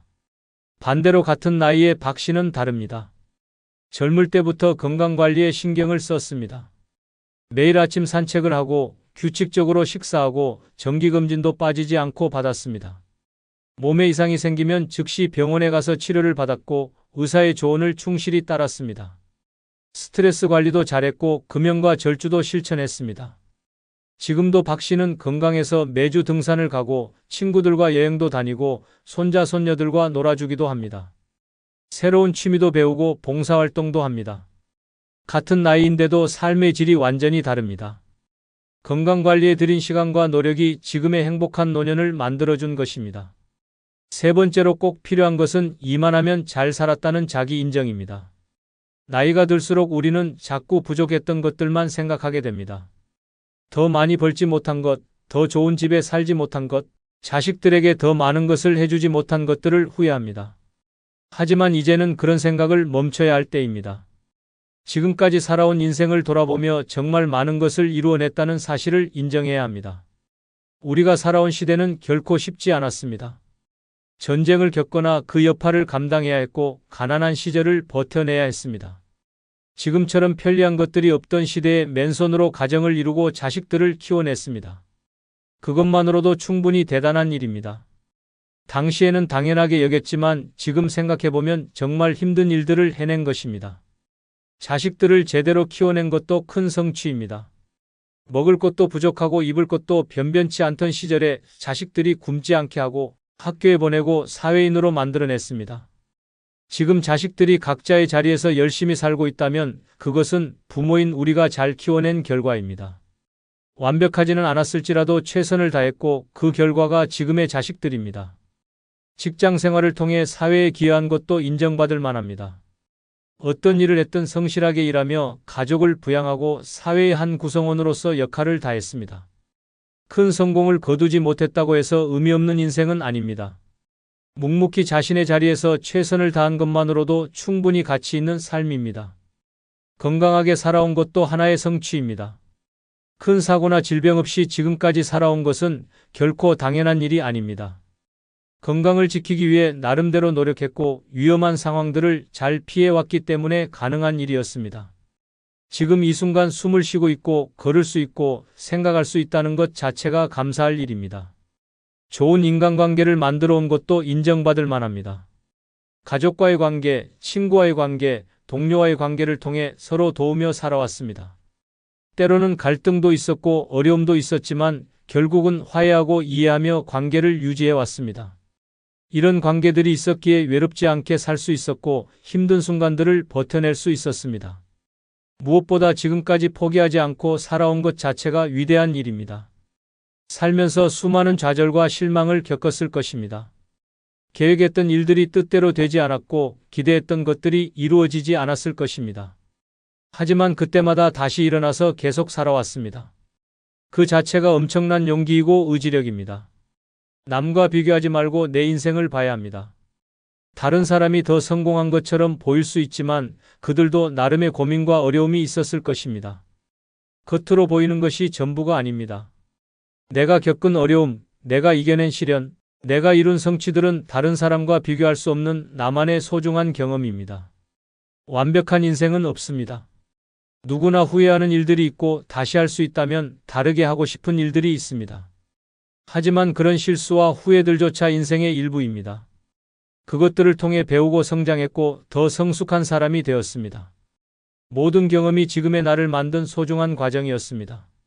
이제는 자신을 인정하고 격려해야 할 때입니다. 그동안 정말 고생 많았다고, 어려운 시절을 잘 버텨줘서 고맙다고, 최선을 다해 살아줘서 고맙다고 스스로에게 말해주어야 합니다. 남들이 인정해주지 않아도 상관없습니다. 가장 중요한 것은 내가 나를 인정하는 것입니다. 실제로 제가 아는 한 분의 이야기를 들려드리겠습니다. 올해 72세가 된 김 어르신은 평생 자신을 인정하지 못하고 살았습니다. 농사를 지으며 가족을 부양했지만 늘 부족하다고 생각했습니다. 자식들을 대학까지 보냈지만 더 좋은 대학에 보내지 못했다고 후회했습니다. 작은 집이나마 마련했지만 더 큰 집에 살지 못한다고 아쉬워했습니다. 그러다가 몇 년 전 동창회에서 오랜만에 만난 친구들과 이야기를 나누면서 생각이 바뀌었습니다. 어떤 친구는 사업에 실패해서 집을 잃었고 어떤 친구는 자식과 연락이 끊어져서 혼자 살고 있었습니다. 또 어떤 친구는 큰 병을 앓고 있었습니다. 그때 깨달았습니다. 자신이 얼마나 많은 것을 가지고 있는지, 얼마나 잘 살아왔는지를 말입니다. 집은 작지만 가족들이 모두 건강하게 살고 있고 돈은 많지 않지만 생활하는 데 큰 어려움이 없습니다. 자식들은 모두 착하게 자라서 각자의 가정을 이루고 살고 있고 손자 손녀들도 건강하게 크고 있습니다. 본인도 큰 병 없이 건강하게 지내고 있습니다. 이 모든 것이 당연한 것이 아니라 정말 감사한 일이라는 것을 깨달았습니다. 그 이후로 김 어르신은 달라졌습니다. 예전에는 항상 부족한 것만 생각했는데 이제는 가진 것에 감사하며 삽니다. 자식들에게도 더 이상 미안해하지 않습니다. 최선을 다해서 키웠고 그 결과 모두 건강하고 착하게 자랐으니 충분히 잘한 것이라고 생각합니다. 친구들을 만나면 서로의 인생을 격려해주고 지금까지 살아온 것만으로도 대단하다고 말해줍니다. 가장 큰 변화는 마음이 편해졌다는 것입니다. 예전에는 늘 무언가에 쫓기는 기분이었고 더 많이 해야 한다는 부담감이 있었습니다. 하지만 이제는 이만하면 충분히 잘 살았다는 생각에 마음이 평온합니다. 남은 인생은 부담감 없이 여유롭게 살고 싶다고 합니다. 그동안 정말 고생 많이 했으니 이제는 좀 쉬어도 된다는 생각입니다. 네 번째로 꼭 필요한 것은 지나간 일에 미련을 두지 않는 단념입니다. 나이가 들수록 우리는 과거의 일들을 자꾸 떠올리게 됩니다. 그때 다른 선택을 했다면 어땠을까? 그때 다른 길을 갔다면 지금보다 더 나았을까 하는 생각들이 머릿속을 맴돕니다. 하지만 이런 생각들은 현재의 행복을 방해할 뿐입니다. 이제는 과거에 얽매이지 말고 현재에 집중해야 할 때입니다. 지나간 일들에 대한 후회는 끝이 없습니다. 젊을 때 다른 직업을 선택했다면, 다른 사람과 결혼했다면, 다른 곳에 투자했다면, 자식들을 다르게 키웠다면 하는 생각들이 끊이지 않습니다. 하지만 이런 생각들은 아무런 도움이 되지 않습니다. 시간을 되돌릴 수 없고 이미 벌어진 일들을 바꿀 수도 없기 때문입니다. 과거에 대한 미련은 현재의 소중한 시간을 빼앗습니다.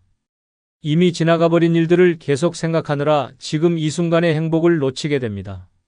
아름다운 풍경을 보면서도 과거의 아쉬움을 생각하고 가족과 함께 있으면서도 예전의 실수를 떠올립니다. 이렇게 살면 현재도 과거도 모두 불행해집니다. 단념한다는 것은 포기한다는 뜻이 아닙니다. 받아들인다는 뜻입니다. 과거에 일어난 일들을 그대로 인정하고 받아들이는 것입니다. 좋았던 일도 나쁘던 일도 모두 내 인생의 일부였다고 받아들이는 것입니다. 그런 일들이 있었기에 지금의 내가 있다고 생각하는 것입니다. 모든 선택에는 대가가 따릅니다. 어떤 선택을 했든 얻는 것도 있고 잃는 것도 있습니다.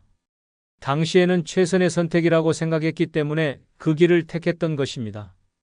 지금 돌아보면 아쉬운 부분이 있을 수 있지만 그때는 그것이 최선이었습니다. 지금의 지혜로 과거를 판단하는 것은 공정하지 않습니다. 실수나 잘못도 마찬가지입니다. 누구나 살면서 실수를 하고 잘못된 선택을 합니다. 그것이 인간입니다. 중요한 것은 그 실수를 통해 배우고 성장했다는 것입니다. 실수가 없었다면 지금의 지혜도 없었을 것입니다. 아픈 경험들이 나를 더 깊이 있는 사람으로 만들어 주었습니다. 타인에 대한 원망도 내려놓아야 합니다. 누군가가 나에게 상처를 주었거나 피해를 주었을 수 있습니다. 하지만 그 원망을 계속 품고 있으면 상처받는 것은 나 자신입니다. 상대방은 이미 그 일을 잊고 살고 있을 텐데 나만 혼자서 고통받고 있는 것입니다. 용서한다는 것은 상대방을 위한 것이 아니라 나 자신을 위한 것입니다. 과거의 성공에 대한 집착도 버려야 합니다. 예전에 잘 나가던 시절을 자꾸 떠올리며 지금과 비교하는 것은 의미가 없습니다. 그때는 그때이고 지금은 지금입니다. 과거의 영광에만 매달려 있으면 현재의 가능성을 놓치게 됩니다. 나이에 맞는 새로운 즐거움과 보람을 찾아야 합니다. 단념하는 것은 체념하는 것과 다릅니다. 체념은 모든 것을 포기하고 무기력해지는 것이지만 단념은 받아들이고 앞으로 나아가는 것입니다. 과거는 과거로 두고 현재에 집중하며 앞으로의 계획을 세우는 것입니다. 지나간 일에 얽매이지 않고 남은 인생을 의미 있게 살아가는 것입니다.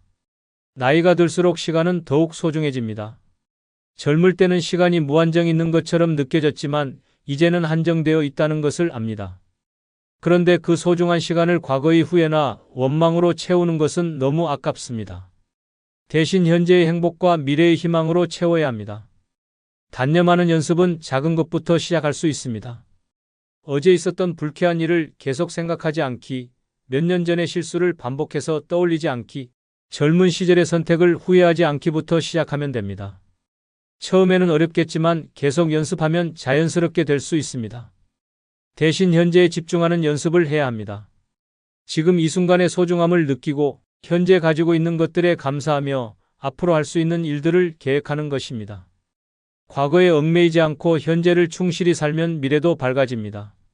실제로 제가 아는 한 분의 이야기를 들려드리겠습니다. 올해 69세가 된 박 어르신은 오랫동안 과거의 일에 괴로워하며 살았습니다. 젊은 시절 친구와 함께 사업을 했는데 친구가 돈을 가지고 도망가는 바람에 큰 손해를 봤습니다. 그 일로 인해 가족들에게도 고생을 시켰고 경제적으로 어려운 시기를 겪어야 했습니다. 박 어르신은 그 일을 평생 후회했습니다.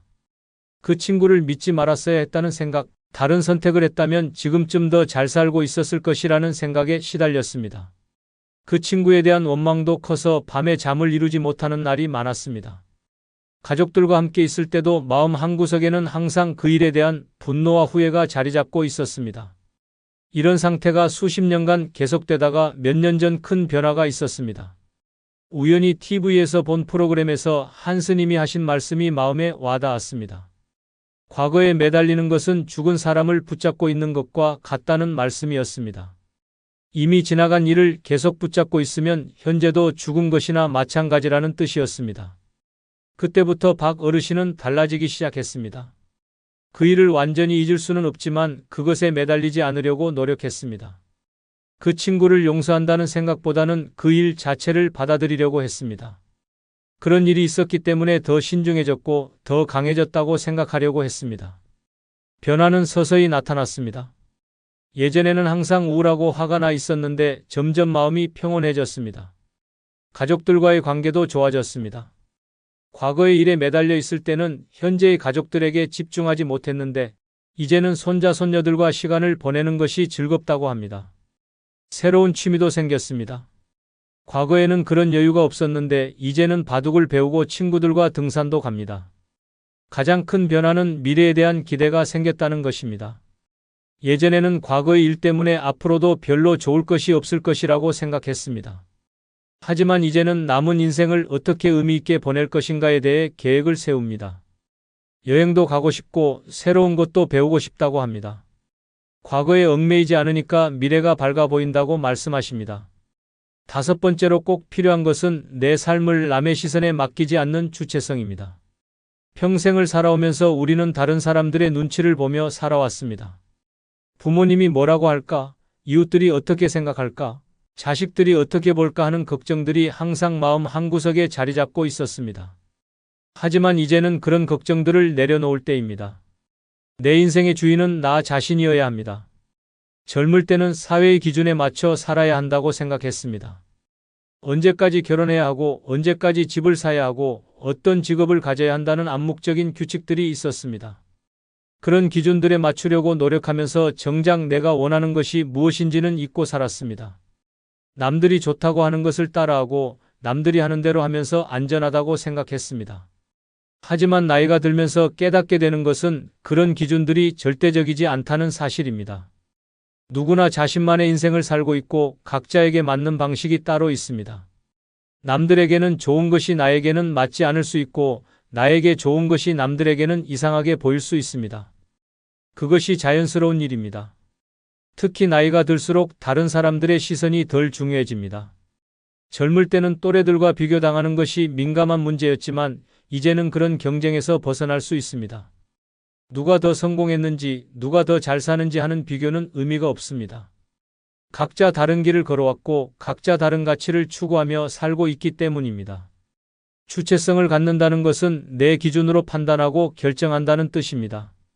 다른 사람들의 조언은 들을 수 있지만 최종 결정은 내가 내리는 것입니다. 내가 좋아하는 것을 선택하고 내가 원하는 방식으로 살아가는 것입니다. 남들이 이상하게 생각하더라도 나에게 맞다면 그것으로 충분합니다. 옷을 입는 것부터 시작해서 작은 선택들에서부터 주체성을 발휘할 수 있습니다. 남들이 나이에 맞지 않는다고 해도 내가 좋아하는 색깔의 옷을 입을 수 있습니다. 유행에 뒤떨어진다고 해도 내가 편한 스타일을 고집할 수 있습니다. 이런 작은 선택들이 모여서 나만의 삶을 만들어갑니다. 취미생활에서도 마찬가지입니다. 나이가 들어서 새로운 것을 배우는 것이 늦었다고 생각할 필요가 없습니다. 하고 싶은 것이 있다면 시작하면 됩니다. 남들이 뭐라고 하든 상관없습니다. 내가 즐겁고 의미 있다고 생각한다면 그것으로 충분합니다. 젊은 사람들 사이에 끼어서 배우는 것이 어색하다고 해도 용기를 내면 됩니다. 인간관계에서도 주체성이 중요합니다. 좋아하지 않는 사람과 억지로 어울릴 필요가 없습니다. 예전에는 사회적 체면 때문에 참고 지냈던 관계들을 이제는 정리할 수 있습니다. 대신 진짜 마음이 통하는 사람들과 깊은 관계를 맺으면 됩니다. 양보다는 질이 중요합니다. 자식들과의 관계에서도 주체성을 잃지 않아야 합니다. 자식들이 원하는 대로만 살 필요가 없습니다. 물론 자식들의 의견을 들어보고 조언을 구할 수는 있지만 내 인생의 결정권은 여전히 나에게 있습니다. 자식들은 자식들 나름의 인생을 살아가고 있고 나는 나만의 인생을 살아가면 됩니다. 경제적인 부분에서도 마찬가지입니다. 남들이 어떻게 돈을 쓰는지에 신경 쓰지 말고 내 상황에 맞게 계획을 세우면 됩니다. 무리해서 남들과 비슷한 수준을 맞추려고 할 필요가 없습니다. 내가 감당할 수 있는 범위에서 내가 원하는 것에 돈을 쓰는 것이 현명합니다. 거주지를 선택하는 것도 마찬가지입니다. 남들이 좋다고 하는 동네에 살 필요가 없습니다. 나에게 편하고 좋은 곳이면 그것으로 충분합니다. 집의 크기나 위치보다는 내가 그곳에서 행복할 수 있는지가 더 중요합니다. 주체성을 갖는다고 해서 다른 사람들의 말을 전혀 듣지 않는다는 뜻은 아닙니다. 좋은 조언은 받아들이고 필요한 도움은 요청할 수 있습니다. 다만 최종 결정은 내가 내리고 그 결과에 대한 책임도 내가 지는 것입니다. 이것이 진정한 어른의 모습입니다. 나이가 들수록 남은 시간이 소중해집니다. 그런데 그 소중한 시간을 남의 시선을 의식하며 보내는 것은 너무 아깝습니다. 이제는 정말 내가 원하는 것, 내가 의미 있다고 생각하는 것에 시간을 써야 합니다.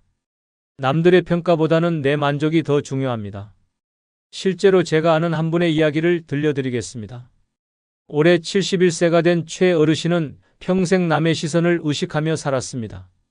직장에서는 상사와 동료들의 눈치를 받고 집에서는 가족들의 기대에 부응하려고 노력했습니다. 옷을 사거나 음식을 먹을 때도 다른 사람들이 어떻게 생각할지를 먼저 고려했습니다. 자신의 취향이나 욕구는 항상 뒷전이었습니다. 특히 은퇴 후에도 이런 패턴이 계속되었습니다.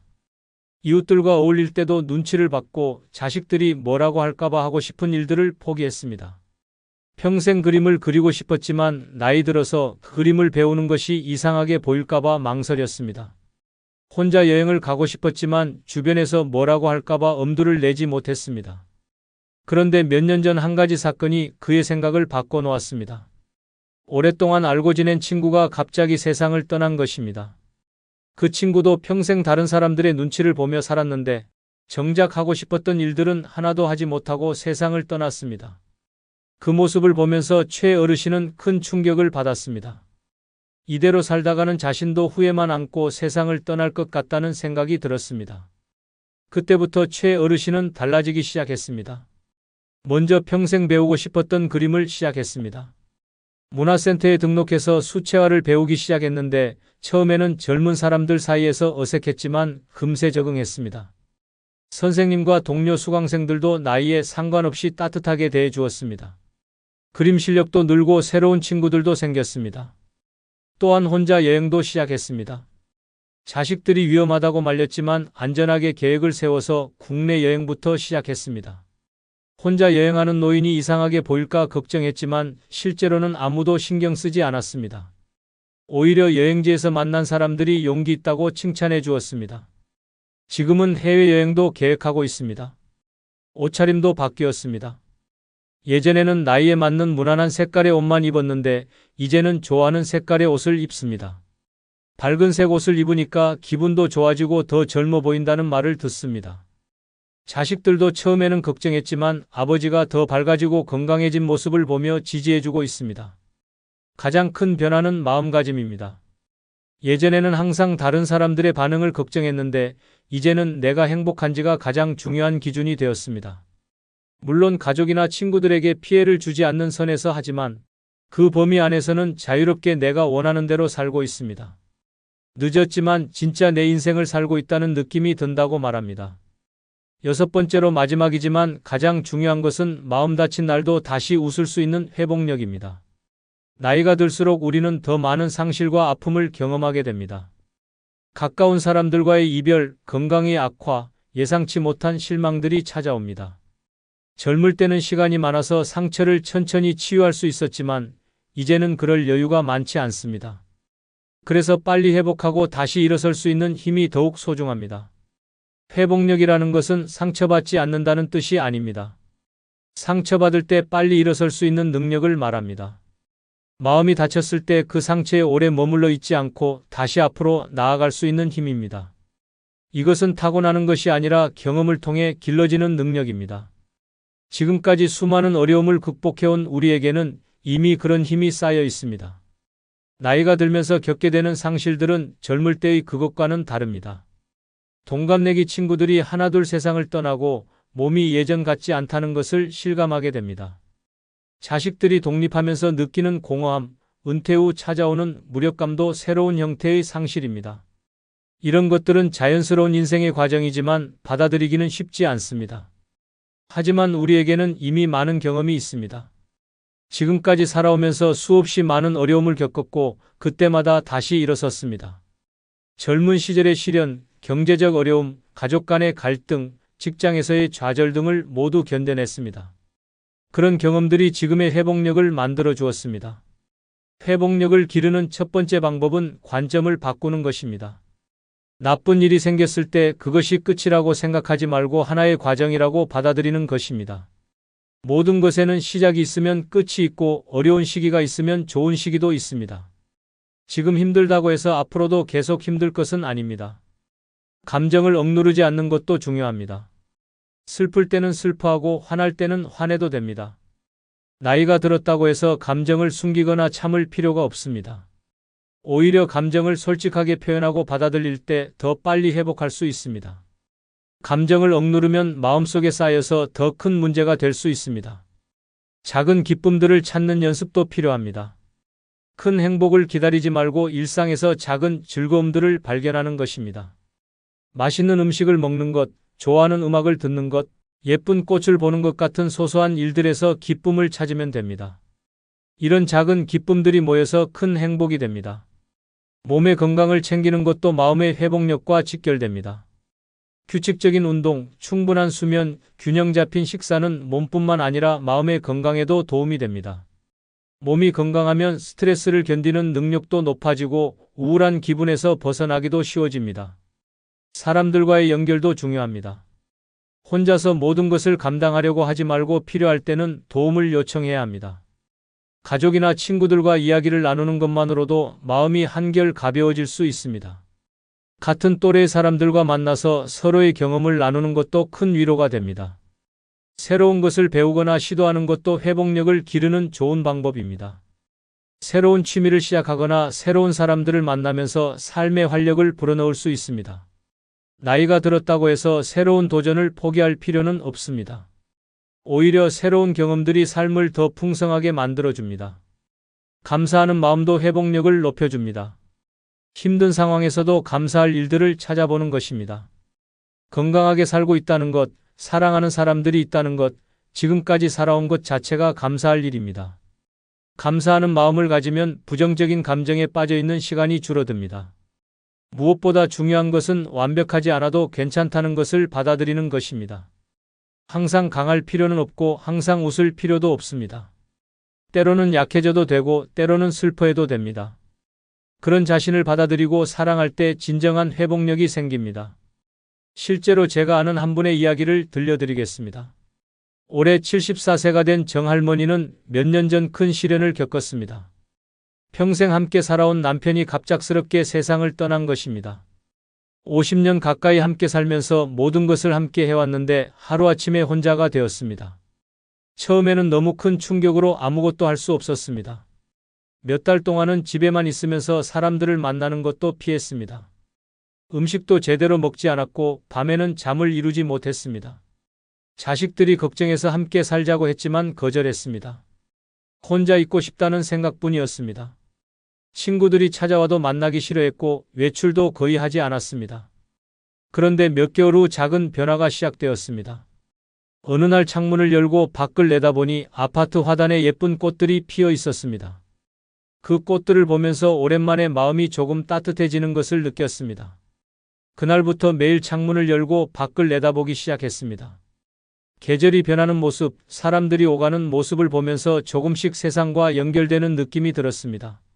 어느 날은 평소 친하게 지내던 이웃 할머니가 반찬을 가져다 주었습니다. 그 할머니도 몇 년 전에 남편을 잃은 분이었습니다. 함께 이야기를 나누면서 서로의 아픔을 나눴습니다. 그분이 어떻게 극복해왔는지 들으면서 정할머니도 용기를 얻었습니다. 혼자가 아니라는 생각에 마음이 조금 가벼워졌습니다. 그 후로는 조금씩 일상을 회복해 나갔습니다. 먼저 규칙적으로 식사를 하려고 노력했습니다. 남편을 위해 요리하던 습관 때문에 혼자 먹는 것이 어색했지만 건강을 위해서는 필요한 일이었습니다. 간단한 산책도 시작했습니다. 처음에는 아파트 주변만 돌았지만 점점 거리를 늘려갔습니다. 가장 큰 도움이 된 것은 봉사활동이었습니다. 동네 복지관에서 독거노인들을 위한 반찬 배달 봉사를 시작했습니다.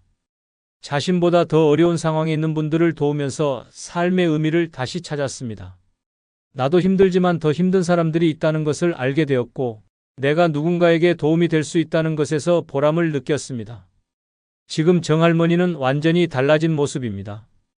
여전히 남편을 그리워하지만 그 슬픔에 압도되지는 않습니다. 새로운 친구들도 생겼고 새로운 취미도 시작했습니다. 무엇보다 다시 웃을 수 있게 되었습니다. 힘든 시기를 극복하면서 오히려 더 강해진 것 같다고 말합니다. 앞으로도 혼자 잘 살아갈 자신이 있다고 합니다. 지금까지 늙어서 진짜 필요한 것들에 대해 말씀드렸습니다. 결국 모든 것은 나 자신에게서 시작됩니다. 내가 나를 어떻게 바라보고 내가 나를 어떻게 대하느냐가 남은 인생의 질을 결정합니다. 평생 다른 사람의 행복을 위해 살아온 우리에게 이제는 나만의 행복을 찾을 권리가 있습니다. 나이 든다는 것은 끝이 아니라 새로운 시작입니다.